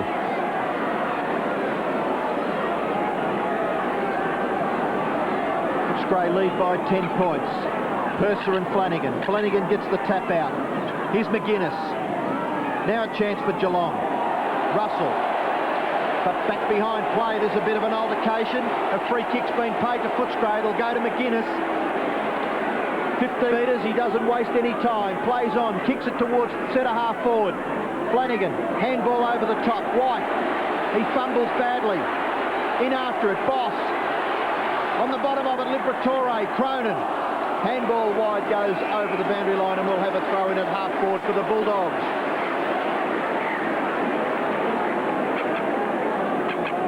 Footscray up by 10 points at the moment. Cousins, former South Australian, wins. Smothered by Liberatore. Holding the ball against Geelong. Hughes taking too long to get rid of it. And one of the Footscray Mosquito fleet, Brian Royal, to take the free. They have been brilliant at ground level, Footscray. Royal, 60 metres out. 14th kick to Brian Royal. Edge of the goal square. Still in play. Rance is there. And now out it goes in the forward pocket. Back to that other bit of play, it was Petraglia who did the smother off Boz. So not only is he kicking goals, he's also, his defensive game is good as well. Boundary throw in the forward pocket. Cousins over top. Flanagan on the bottom. Chance for Geelong to break clear through Exel. But umpire Clayton has decided that he should throw the ball up. Only 25, 30 metres out from the Footscray goal. They're in attack. Chance for Liberatore. Now Geelong may come clear. Hughes well tackled. Cole off the ground. Exel off the ground. The ball in the centre. Now a chance for the Cats. Oh, dispossessed. Cronin did it well. Going after it, Cordy, but the free kick to Cronin. And he's at centre half forward, and he's got a 15-metre penalty as well, and he'll kick from inside the 50-metre line. Kicks towards Beasley. Dropping in short. A free kick against McPherson. Gives Clayton the whatever that sign is, and the kick goes on towards the wing.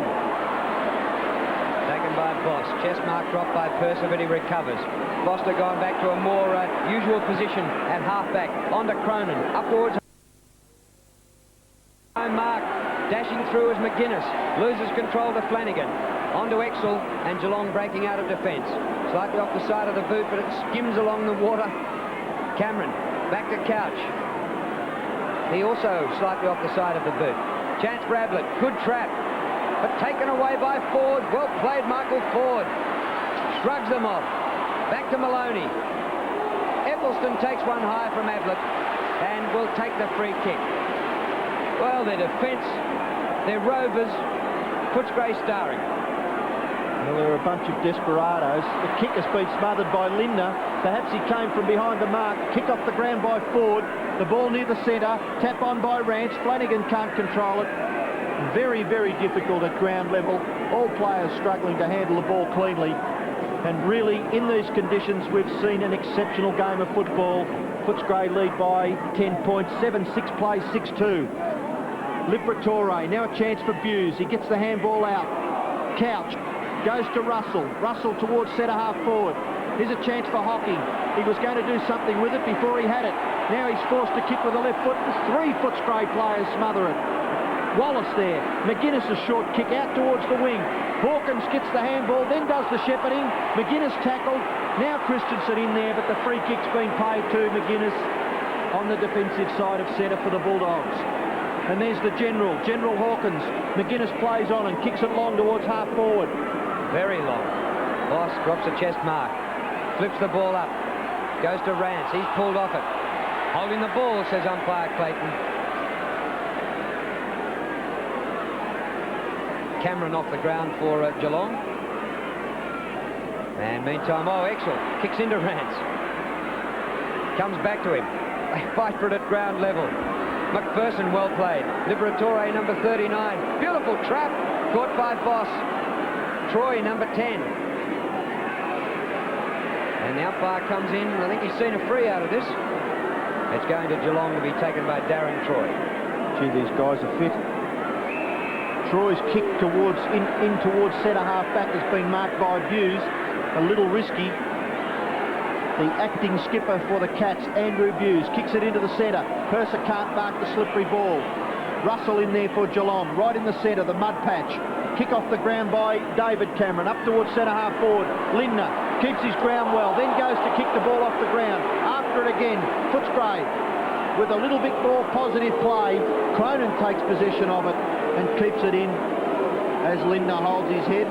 Well, he did the kicking. I think, why would Michael Ford should be holding his head? That's right.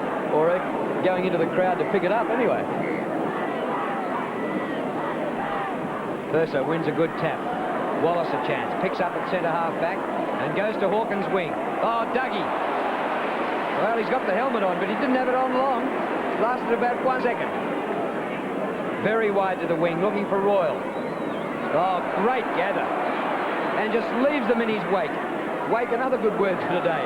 And on the chest here to Michael Cole at half-back. Geelong trail by 10 points. They're kicking with the aid of the breeze. 12th kick for Cole. Mark fluffed by Purser. Beautifully backed up by Foster. Foster gets the handball away to Maloney. And the Bulldogs, well, up until then, were doing it okay. Hocking's hand pass to Exel. Maloney's kick was a bad one. The ball at half-forward now for Geelong. There's General Hawkins again. A little short kick.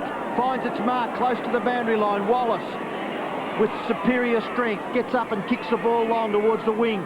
Here's a chance for Footscray's McGuinness. He's in the play now at the start of the third quarter. A little quiet the first half, and the ball goes over the boundary line, and we'll have a throw-in between wing and half-forward, slightly favouring the Cats. Footscray leading by 10 points, having outscored Geelong into the breeze in this turn. Purser, he just cannot take a mark, so he's trying to play like a rover. You get the feeling that Geelong are a little bit flustered with all the close checking play of the Footscray and the brilliant tackling that they've been put under this third term. Free kick to Angelo over the wing. Oh, Liberatore outside of his boot, off the ground, gains about 30 metres, and already it's at half-forward.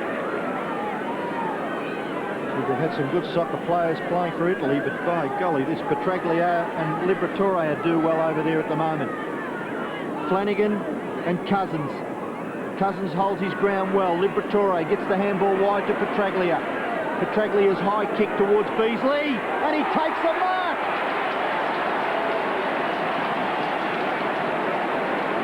Yes, great mark by Simon Beasley. He positioned his body very well in this marking duel against Stoneham. There he was. Yes, good mark by Simon Beasley, especially with a very heavy, greasy ball. Well, it'll take a good kick to score. It'll need to be a 45-metre kick plus. It's low into the breeze. It goes through from behind. And Footscray lead by 11 points. We're 12 minutes into the third quarter. And the Bulldogs kicking into the wind in this quarter. Troy with the ball. Kicks it in towards half-back, Members' side of the ground. A good punch away by Cronin. Here's a chance for Beasley. He does well. Stands on his feet, tackled by young Cameron, David Cameron. His brother Gary is now on the interchange bench. No, not brothers. And the ball at half-forward for Footscray. One's from Echuca, one's from Katamata. But they made their league debut within the space of 2 weeks of each other. Round the boundary line, Royal comes to the back. McGuinness bumped off the ball by Cole. It comes to Buse. He's going the wrong way, Andrew Buse. Holding the ball, that's what the crowd wants. It's a boundary throw-in, and it's only about 10 metres from the behind post. Saved by the boundary on that one. Cousins over the top. He's been interfered with in that ruck duel. Flanagan, and Flanagan will take the free kick in the back pocket. His short kick. Oh, shocking. Went towards S. Hocking, and in chipped Royal, and Royal's taken the mark 45 metres out on a 45-degree angle. Well, I suppose you have to give credit to the tremendous anticipation of Brian Royal there. Yes, that's right, but also a bad mistake by Hocking. He just stood there and waited for the ball to come to him, something you cannot afford to do in today's top grade of football. You have to attack that ball at every occasion. 18th possession to Royal. He tries the torpedo. It's in short. Geelong under pressure. Troy flips it over. Buse off the ground towards half-back. Cameron under pressure. Gets the handle White. White hard up against the boundary line. And he finds touch about 35 or 40 metres further around. Close to the wing on the Members' side of the ground. Footscray leading on the scoreboard. They're 7-7-49. Geelong are 6-2-38.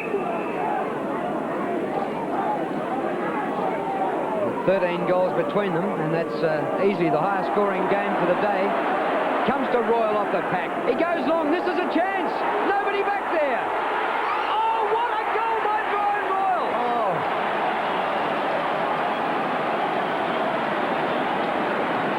Could go a long way to see a better goal than that. No one's gone anywhere near the bloke who gave the most perfect tap out for ages, though. But what, it was a fantastic tap out by Cousin. But look at that. Beautiful roving by Brian Royal, and he's kicked it from over 50 metres out into the wind with a heavy ball. And, oh, gee, that was one of the best goals you'd ever see.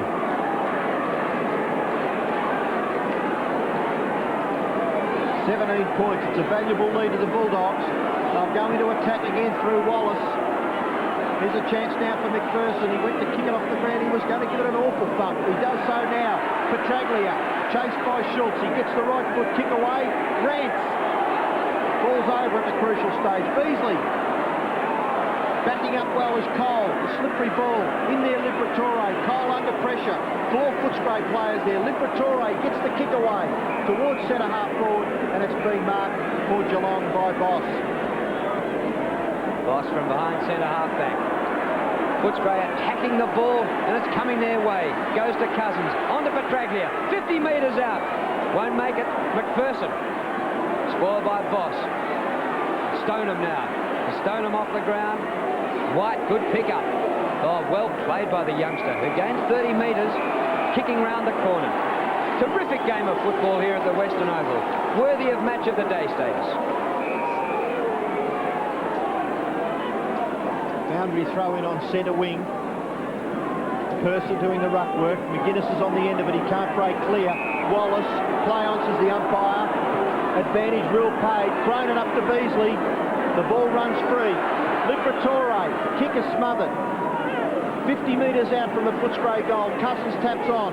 Chance for Footscray now. Here's Exel for Geelong. Ball runs free. A quick kick out of the pack should be marked by Flanagan. And he is at full back for the Cats. Geelong under lots of pressure. They trail by 17 points. They're kicking with the aid of the breeze in the third quarter. Yes, and they've managed just one straight goal in this term with the breeze. Out by Liberatore to Hawkins. Short pass into Cousins. And the guy who came this year from Central Districts doing well. The kick right to the goal square. But back there in defence is Buse. Feeds out the hand pass. Bit of trouble here. Troy back to Boss. Kick smothered by Liberatore, who has been superb. Footscray supporters love him. I think they love anyone in a red, white and blue jumper today. The boundary throw in 25 metres around from the Footscray goal. Chance for McPherson, snapshot for goal. High, in front of the square, no mark taken, at the back of the pack. Petraglia can't break clear. Oh, excitement reigns supreme at the Western Oval. The Bulldogs by 17 points. And Petraglia and Liberatore, they're into everything, aren't they? You'd have thought there'd be more to do than knit here at the football today. However, she's got a good view. She's in the front row. Bulldogs right into attack here. Ground level, you'd have to give Petraglia a chance. Pulled off his kick, goes to Buse. And Andrew Buse out of defence with a good long kick. And on the chest there of Russell, who takes the mark at about half-back flank for the Cats. Well, they've been disappointing. In fact, Geelong have kicked just one goal since quarter time. Wallace, back Baxter. Hasn't had many kicks, neither has his opponent. Ford, great play. Hawkins. Footscray doing this into the breeze. Top shepherding by Ford. Hawkins in short to Beasley. What play by Footscray.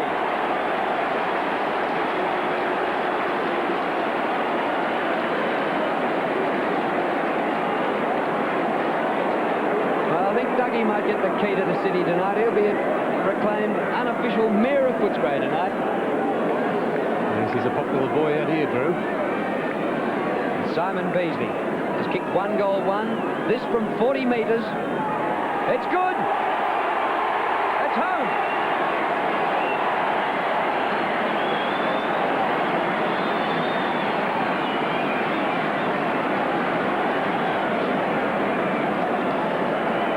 Absolutely superb Footscray in this quarter. They've killed Geelong at ground level. The teamwork backing up. Michael Ford now, look at this shepherd. There it is.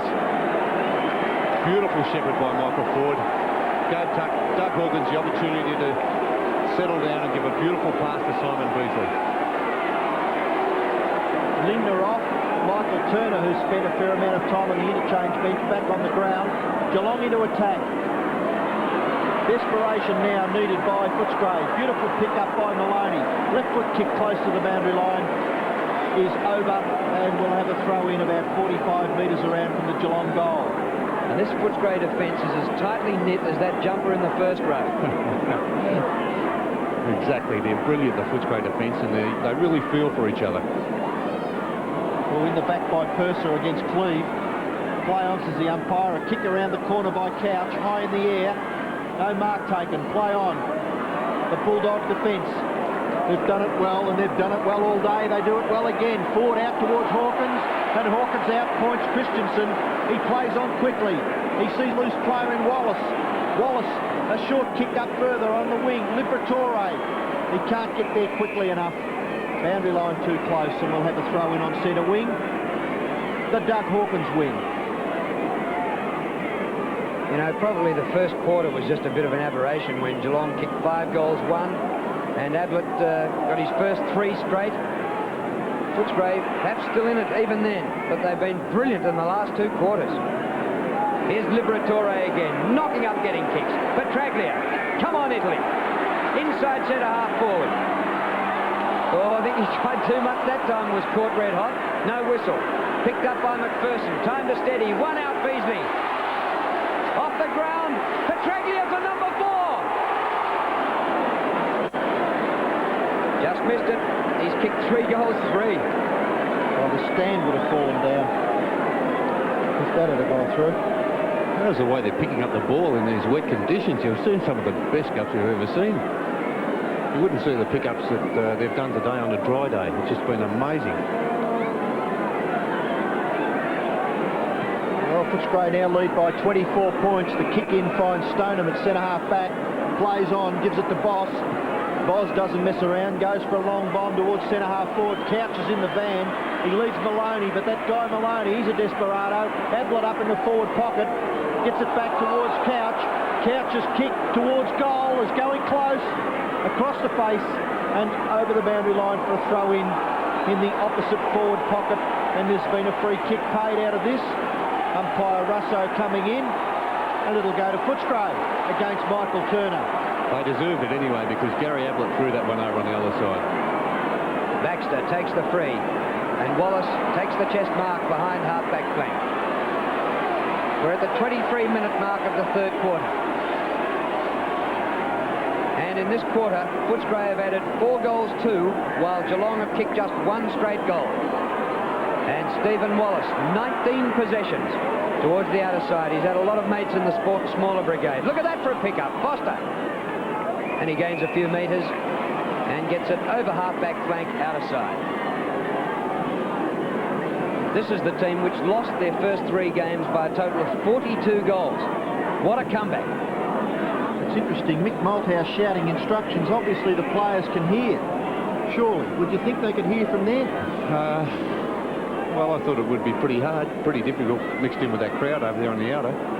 Well, he's getting excited in the coach's box. Cleve up over the top. Liberatore, possession number 27. Hawkins, brilliant. Clears the pack.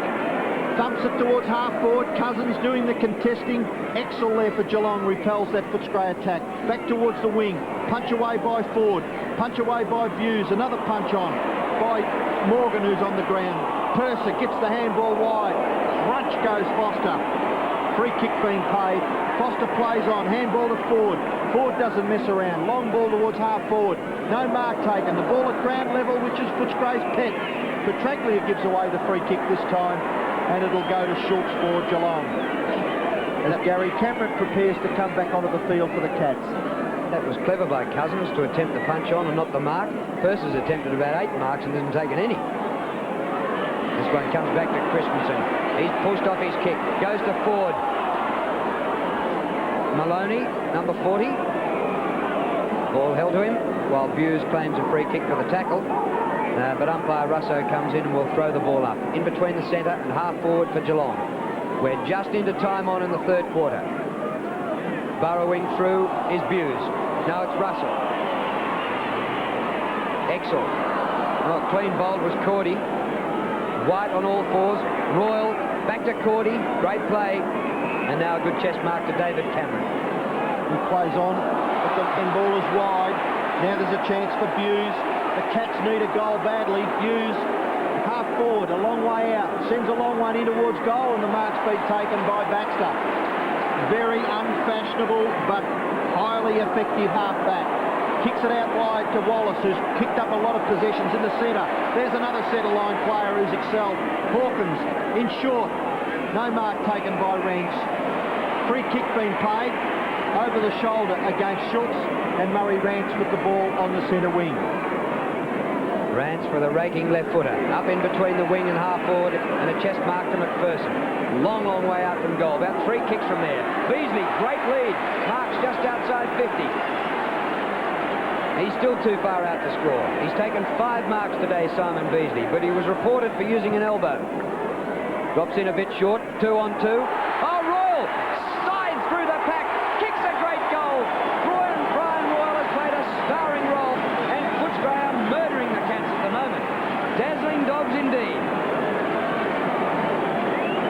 Yes, it's been all Footscray this quarter, and Royal's been responsible for a lot of the good play. Here's Beasley, he's also done well, been leading well, which you have to do. Royal took the mark, played on, and lovely little left foot goal. And Geelong have only been able to manage 1 goal since the first quarter. Back in the centre, a chance for Footscray to go forward again.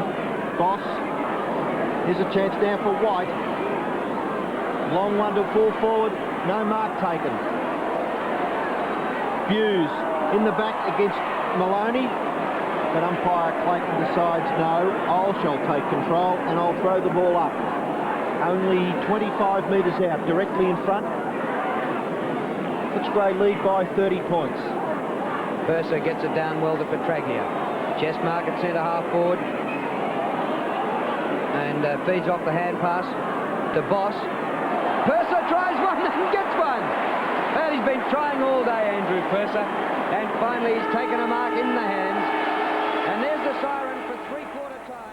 A great 2 quarters of football by Footscray. 22 points down at quarter time. They then kicked 9 goals to 1 in the next hour to lead by 30 points at the last change. Stretched it to 39 at the end.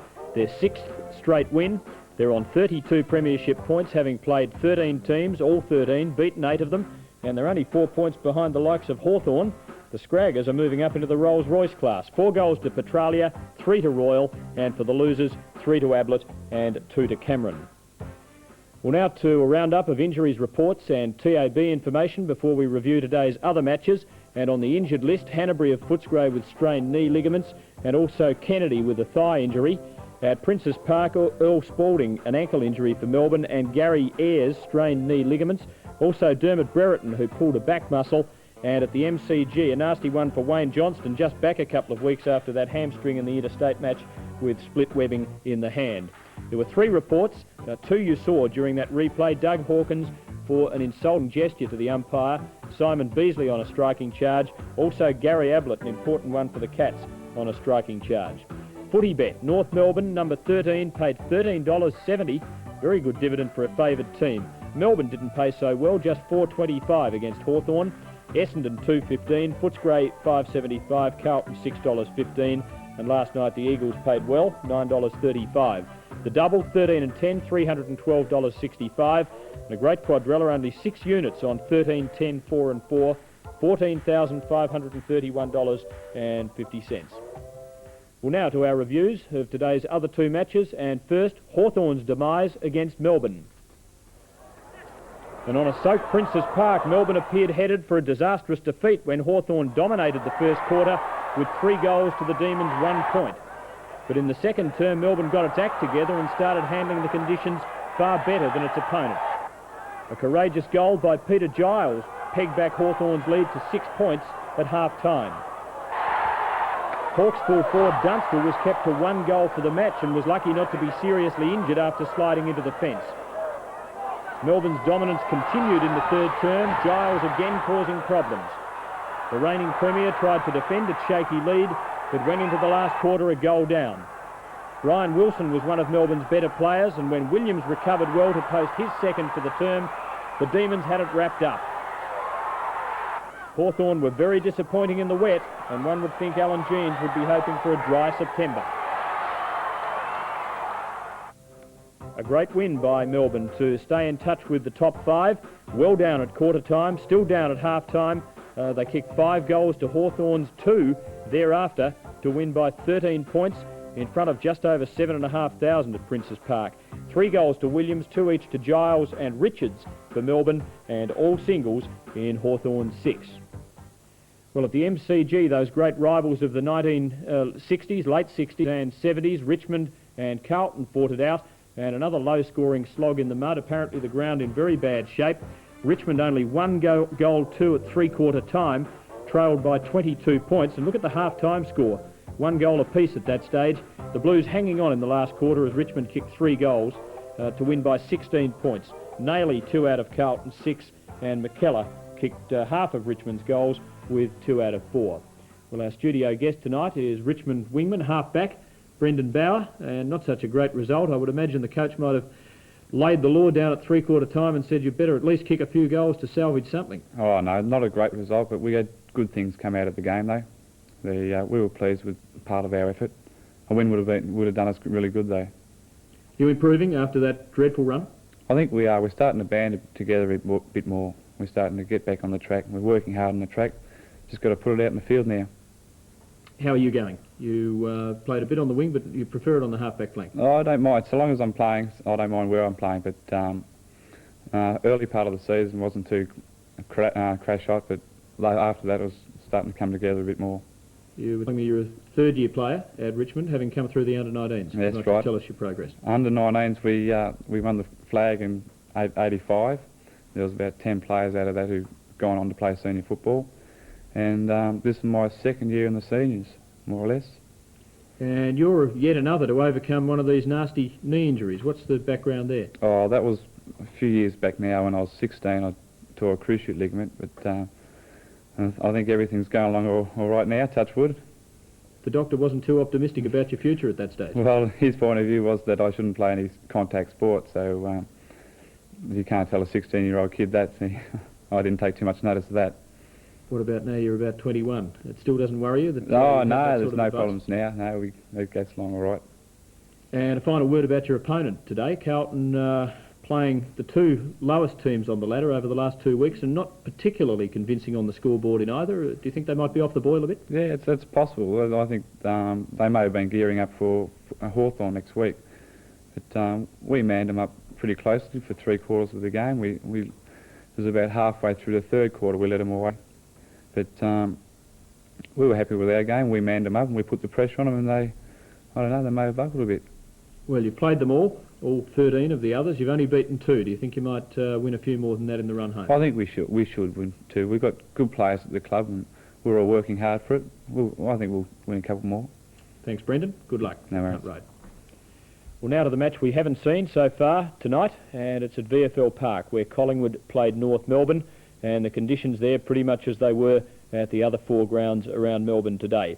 North Melbourne got a great start, kicking 4 goals to Collingwood's nothing in the first quarter, a whitewash in the first term for a 27-point lead to the Kangaroos. The Magpies getting a couple of goals in the second term, and the margin back to 19 points by half-time.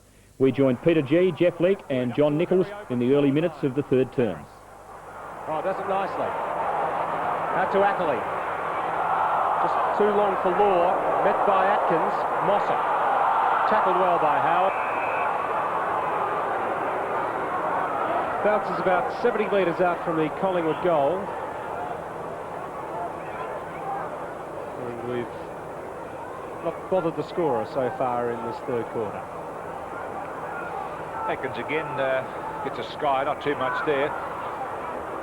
Larkin kicks it down to German, and North Melbourne have the football on their half-forward line again, and the scoreboard 5-5 North Melbourne, Collingwood 2-4. And the throw in North Melbourne's half-forward line. I see Phil Cracker standing in the goal square for North Melbourne. McDonald into the ruck from interchange. Fellows beats him, but North get it forward. Morwood. 23rd possession. Puts it out in front of Turner. Time to wheel back on the right. almost held by Law. Beers pressuring in. Hickey couldn't quite get the purchase on the boot he wanted, but it's gone to advantage. Robertson puts it high. Cracker off the ground, can he? Being held by Brown. Through from behind.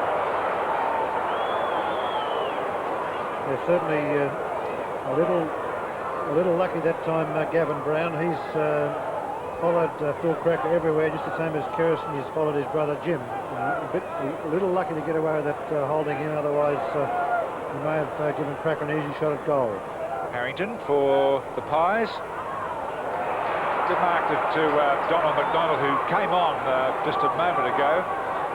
And this is the first time he's put his foot on the ground in the third quarter.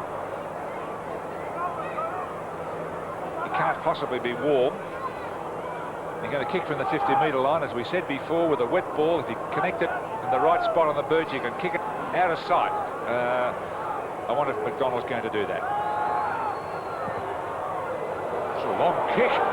Oh, a boomer!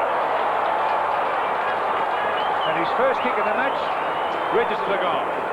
Yes, Jeff, I can see why you're such a great exponent of torpedo kicking. It was, we're laughing about it, but certainly at the 4-minute mark, a very valuable goal for North Melbourne to give them that 4 goals odd lead. Watching there, being well guarded by the Collingwood player, but a magnificent kick travelling at least 60 metres. Just the start to the term North wanted. Mossop favoured by the throw-up. Cracker takes the knock from Fellows. Half forward for the Roos. Another chance for them. McDonald, the tap off the ground, goes in the direction of Robertson. All the Magpies fall over. McRae holds his feet. Collingwood in best position here, and Brown's taken it in front of Cracker. Feeds off to Harrington. Fellows making position on the half-back flank. Got an absolute hectare to work in. Goes backwards. Dangerous, but Kerrison keeps it in front of him. German, if he can get it off to Cracker, there's a chance. Crocker couldn't quite get it past Fellows, who's tackled by Jim Cracker. Throw! Had to be. Oh, it's been let go. Kerrison. Morwood. Oh, that was a bit of a shovel as well. Away goes Filkey. North favoured here, though. Grosbeck. Then to the half-forward line, looking for McDonald again. He's playing from behind. Cracker. The chip, that was Jim Cracker. Up there to Larkin. Kroll gets away to let Morwood give it to him again. Pies combining Morwood, Collingwood's best player, into Filkey. Ducks around Law in the centre, puts a short kick. It's a wild one, it's a bad one, and right in the arms of North Melbourne's Ackley.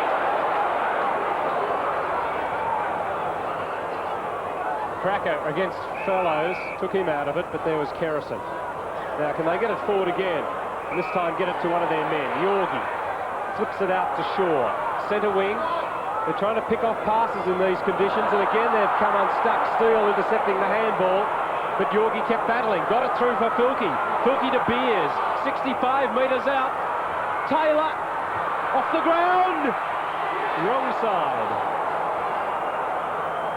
Brian Taylor, a personal tally of 2 goals, 3 for him this afternoon, out of Collingwood's 3-5. We've played 7 minutes into the third quarter. And the ball back at the boat. Oops, slipped straight past Peter German. Beers crashes over the top of him, gives away a free kick. You might say even hit it into him on the slippery turf. German's kick down to Ackley. Just a few metres out. Ackley coming into the centre of the ground now. All Collingwood, good balance there by Fairley. Jim Cracker. Crocker charges after it. Good interception there by Harrington. He caught one in the thigh that stings him a little while. Off goes the handball. Robertson gets it again. Oh dear, oh dear. It's very hard to do anything out there. Pushing the back for North Melbourne's Robertson. Collingwood struggling.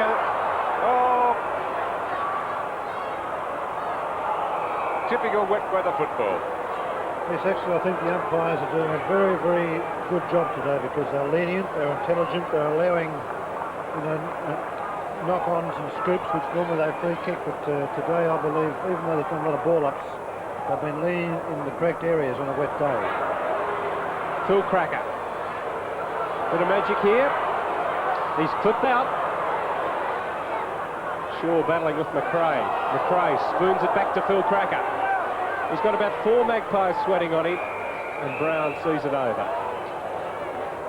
Throw in 25 metres around from the North Melbourne goal. Fellows to ruck against Fairley. Now it's McDonald, in fact. Fellows gets it down, but to no advantage. Free kick's gone the way of Collingwood, though, and it's to the skipper, Tony Shaw. Coach watching on. Ron Richards there as well. As up high goes Mullane. Steele, good recovery. Shaw again. Caught high, yes. Against Ticky, Tony Shaw, 9th kick at half-back. And the usual little short one out to Atkins. Playing against his old team. Yes, that's right. He's getting a few kicks as well, and he kicks it up high. Oh, clever mark, Mossop. Taking a couple of good ones, but that's a real big man's wet weather mark. Looms it up in towards the forward pocket. Oh, Jonas floats in from the side. McDonald gets the free kick, and his presence is being felt by Collingwood in this third quarter. It's his first term on, kicked a booming goal. Crocker missed it, Morwood missed it, Cracker gets it, and snaps, and goes! Clever stuff. That was Jim. One goal. Tills kicked one. A good long kick from McDonald. And once again, Fellows in a marking position, trying to flatten his hands, but couldn't do it properly. And just a magical, typical Cracker goal. 25, 30 metres out in the middle of the pack without even looking. And certainly making it hard for Collingwood now to get back into this game. Larkin couldn't get away. Atkins of sorts does. Rosonico. Look at all the North players around him. Yorgie can give it to Shaw. Oh, took his eyes off it. Allows North in through Crocker. Up to the open forward line. Kerrison. Cracker sweating on him. Oh, he's got away from it too. Puts the trip in, Kerrison. Cracker gets it forward. Kroll leaves it behind. Down goes the Collingwood defence. Through it goes to Fairley, having all sorts of trouble controlling it. Pushed to the ground, McDonald. Comes out to Kerrison, through the hands of Yorgie. Barley Brown to Shaw. Back to Ryan, rather, who kicks to the wing, straight to Mossop. John Mossop, looking for a lead. Goes in the Jonas direction, knocks it away from Fellows. Behind the pack, swung forward by German to Cracker. Feeds it through now to Larkin. He's going to run to within 20. Yes. First goal. Yes, it was made easy by, once again, brilliant handball out into the open by Cracker to Matthew Larkin to just allow him to run into an easy goal. Watching Cracker there coming through under these wet conditions, not only quick hands but a 10-metre accurate hand pass on the right side of Larkin, and capitalised on to give North their 8th goal at the 12-minute mark of the third quarter. Amazing. North have many able players to kick their goals. They've had 7 players who've kicked their 8 goals. Collingwood have had 1 man, and that's Brian Taylor. He's kicked there 2. Kangaroos into it again. Boots it out, and it rolls pretty freely towards the flank position. Oh, good pick up there by German, and he's pulled over by Kroll. Oh, a good bit of play by Turner, but unfortunately went into trouble. Tony Shaw gets another possession, but he's robbed, then pulled to the ground. The free kick advantage here going to young Matt Ryan. Now on to Fellows. He can really kick a football, this man. It's an accurate one to Taylor. Thumps it away, won't get it. Harris for North Melbourne. He clears it. Must have found a dry spot and bounced high. Collingwood's Rosonico beats Jonas. Jonas not giving in though. Rosonico charges after again. Well played. Feeds a handball out to Fellows. It's all right. It's Glary gets a handball, but it's come unstuck. Larkin comes in. North have the runners and the players prepared to play in the front position. and the ball's out of play. In 13 minutes of football, North have changed a 19-point lead to a 37-point lead in this third term. Atkins off the ground. Robertson in there, as is Larkin. And North in this term going to the southern end. And that's where the bulk of the scoring's been done in this match. In fact, of the 10 goals kicked, just one has been kicked the Wellington Road end. Filkey over the ball, number 6 for Collingwood. Gets up with it. And there's got a free kick. For persistence, I think, more than anything. Midway between wing and half-back, Grant Filkey for Collingwood, his 12th kick. One of Collingwood's best players, Cloak. Back on the ground. Yeah. Fellows off and Cloak on. And Atkins gets it to a runner there in Christian, and again they kick the ball very wide for Taylor. I must think he's a racehorse. He's a draft horse.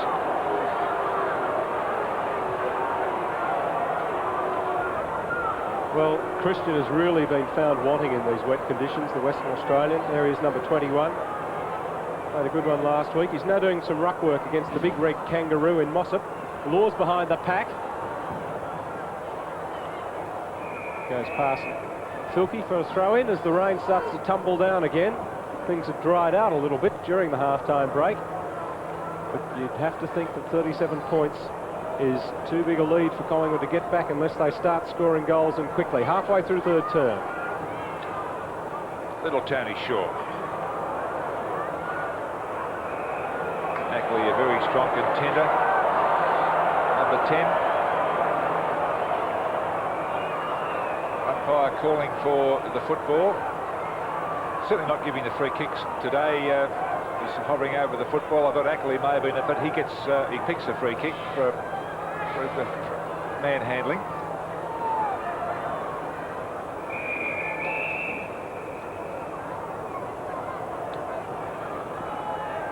Member side on the wing, throw in. Crowd of about 16,500, which is not bad in these conditions. Spargo, number 31, gone into a fresh Guernsey at half-time. Won't be long before you wouldn't be able to tell. Cloak. Straight down to Larkin, who's had a good term. Glass knock. Gathered in for North. Fine pass. Finds German. That was Fairley's kick. German prevented from playing on. Cracker's back there. The kick won't make him, but it's, oh, inch perfect almost, but Turner a good knock away. Off the ground from Crocker. He can go again. Yorgie. Turner now. Gets some good shepherding from Shaw. High kick to the centre. Chance for Hickey. Loops the handball away to Steele. Keeps it low. What a pass. Spargo, 50 metres out from goal. Away he goes. Oh, this puts German under heaps. Good tackle from Kroll, and he'll get the free. Oh, no! He's been penalised. Well, that's a shocker. Tense kick coming up for Peter German, 50 metres out. Well, I suppose he had a hold of him a little bit after he... That's a goal! What a kick! German from 50 metres is second. While everyone was thinking about the free kick, he's just gone back and banged it through. Yeah, certainly well called. It was a very doubtful free kick, but German, powerful player. Watching it there again, make really no attempt to get rid of the ball. He was held for too long. Probably the correct decision would have been just play on, because he could have been still, the goal was on the board. 60-17 and North Melbourne really charge ahead. Lovely pick-up by North's Fairley. Disposal not too good. German again, the man of the moment, as a matter of fact, with these 2 goals. Robertson for North Melbourne, quickly back to Crocker. A little bit of a fumble there. And the kick, a long one. Well judged by Collingwood's Brown. Rubber-chested, gets away. Phil Cracker picks him up. Kierison kicks it and clears it. North have all the answers. Oh, that's a high one.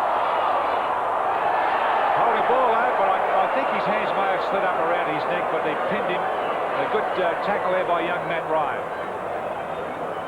Not a good kick. Crocker, good mark. Darren Crocker, centre wing. 9th kick. Up to half 40 goes. Cloak. The big fellow keeps battling on the ground. Glowry puts Ryan under pressure. And his kick straight out to Ackerley. Plenty of time to look up for someone. Goes in the direction of Donald McDonald. Behind the pack, Glowry takes it out. 50 metres out from the North Melbourne goal. And they've done it all in this term. They've allowed Collingwood just one behind, while they've added 4 goals, 1. And there's no one, not a player from, let's say, Collingwood's half-forward line back to the goal line. It's unbelievable. It's happened a couple of times today. Everyone's ball chasing. 16 kicks for Paul Morwood, Collingwood's best player. Run everywhere and it's chased him. 48 possessions. 28, I'm sorry. Well, he's playing so well. John Law kicks it, marked by German, having a very good quarter. Steele. Oh, ducking his head, Rosonico and Tony Shaw. Can Collingwood come out of this and get into attack? There's only 2 players on their forward side of the centre. Advantage kick will be played on as Turner takes it. Taylor giving him a lead. Taylor's playing it. There's no one behind Taylor, and Taylor's almost at the centre. Went for him, not a mark. Whips it through Harris's knees. Yorgie and Hickey. Yorgie again. In the back. The Collingwood player, Yorgie, will take the free kick. 70 metres from goal. 8th kick coming up for Brett Yorgie. He's got to try and stop a bit to allow Taylor to get back there. The kick's gone in the direction of Taylor. Touched it was. Smother off the boot, but Taylor keeps battling. The head goes down and he bulldozes. Jimmy Cracker. Free kick against Howard. Half-back flank. 11th kick for Jimmy Cracker, and to good effect. The diving Spargo. Centre wing. Goes in the direction of Jonas. Glowry. Teammate there was Turner. Oh, the handball out to the bicycle kick from Steele that went straight across to Rosonico. Thought about Shaw initially. Second time as well. Tony Shaw will have the touchdown, does, just in time. Spilt by Howard. Oh, good mark. Had his name on that, Smith. And feeds off to Harris. He can really hoof the ball, this man. Jonas or Crocker. Jonas does the talking. Crocker from 50. Get to Cracker. Wheels back onto the left. And was missed. They're loving it, the Cracker boys. Although they've only kicked 1 goal apiece, they haven't been really influential, but they seem to be have that touch of magic in the wet conditions. The ball kicked out by Glowry into the arms. Brown's been a very busy player in the back line for Collingwood. Dives after the football, always there. Quickly down to Mullane. Mullane in the back pocket. Lead on the wing. The man who was meant for slipped over, allows Fairley to come in, kicks the ball. And he kicks the ball out of play.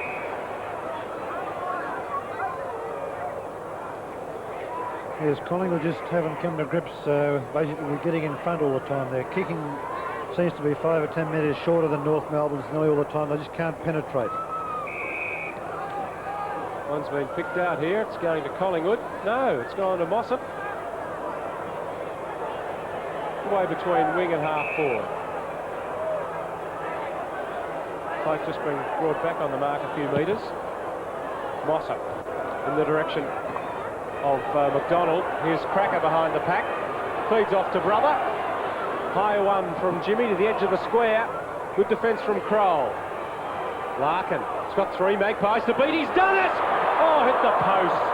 That would have been a magical goal against huge odds from Larkin.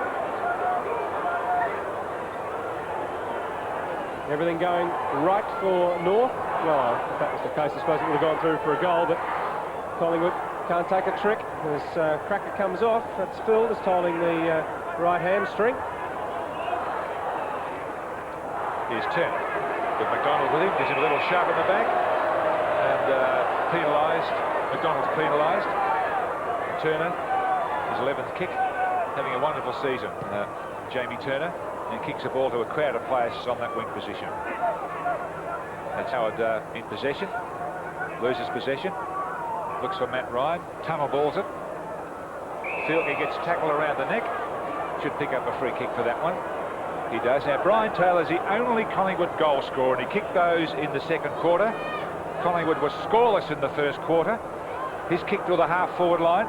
Pies need to get a wriggle on now to do something, but North Melbourne have all the answers. They're playing in front. They're much stronger physically. John Nichols could tell you all about it, and the ball to be thrown in on Collingwood's half-forward line. Yes, watching Cracker sitting on the bench, obviously he's looking a bit disconsolate there, whether he's a bit sore, but the scoreboard certainly gives him plenty to be overjoyed about. Shaw up to Taylor. Had to try and spoil from Crocker. Crocker the better recovery, but leaves it behind with the boot. Yorgie from 50 metres. The pass, a good one. Oh, spilt by Ryan. No, it was Christian, was it? Anyway, Christian. Yes, Christian, who's had a shocker through the hands of Fairley. Larkin meets the body well there as Mullane's held. Kroll gets it from Cloak. Ricochets through to Smith. Very cool. Up he goes for Jonas. The leaper Rosonico feeds off for Glowry. They're still trying to pinpoint those passes. Turner couldn't hold it. McRae had the support from Crocker. What can he go for?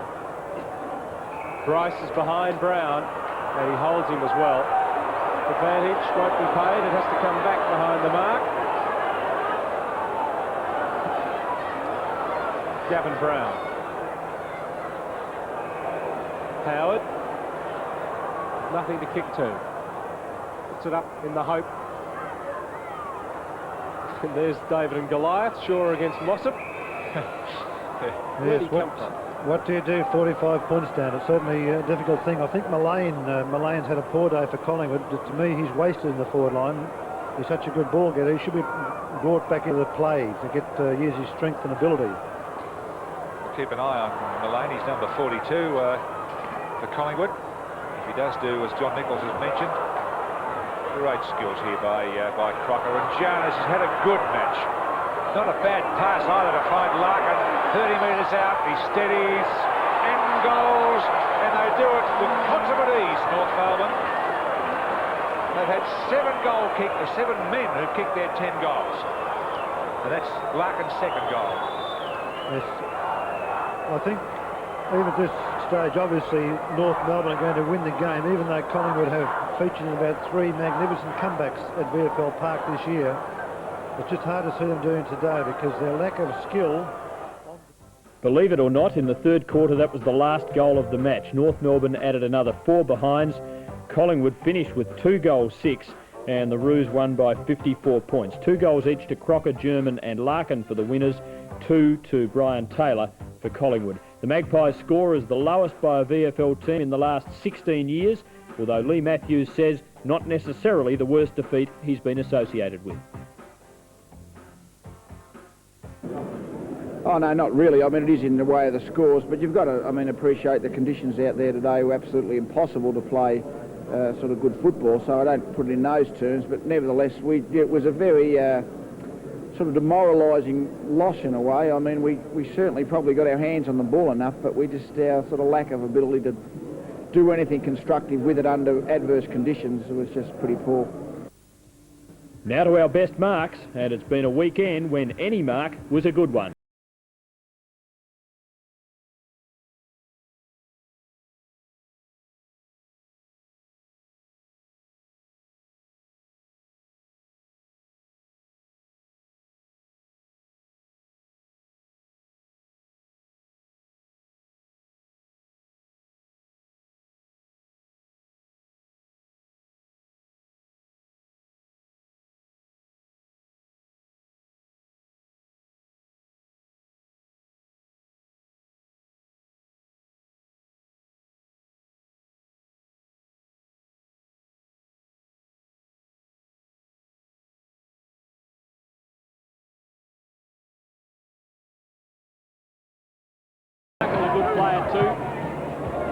support from Lewis to the centre line. Oh, great mark, Glenn Jennings.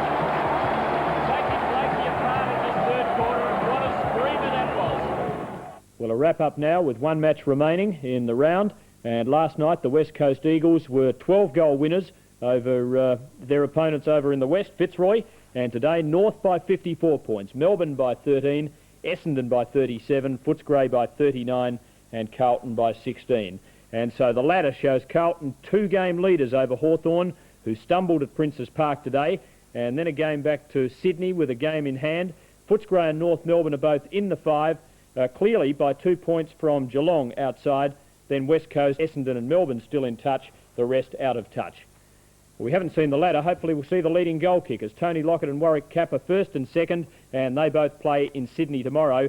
Dunstall just getting 1, Lindner up in 4th with 1, Barwick got 2 last night. Well, in 6 games in the round so far, only 90 goals have been kicked. That's 15 per game on average, but in the worst of conditions, some have been sensational. Like Angelo Petralia's soccer effort. Liberatore's kick up towards Beasley. Overruns it with Stoneham. Here's a chance for Footscray. Shot for goal. Is a goal. Kicked by Petraglia. Chris Mainwaring's weaving and left-footed accuracy. Just 2 of them. Kicks a left-footer. It's a gem. An absolute gem. And the crowd roars and comes to their feet. His first Jim Cracker's snap. Crocker missed it. Forward missed it. Cracker gets it. Snaps. Goals. Donald McDonald's monster mac. It's a long kick. More Petralia precision. Hooked up there by Royal. Chance here in the goal square. This is Royal. He lets it go for a goal. But most sensational, this right Royal effort. Comes to Royal off the pack. He goes long. This is a chance. Nobody back there. Oh, what a goal by Brian Royal. Well, the round ends in Sydney tomorrow, and another live ABC Sport telecast from the SCG as the Swans go. The match underway, just a few seconds. Paul Hawke gets the ball up the centre to Jared Healy. Williams running onto it. The Swans going left to right in the first quarter. Nixon clears for St Kilda from centre half back. And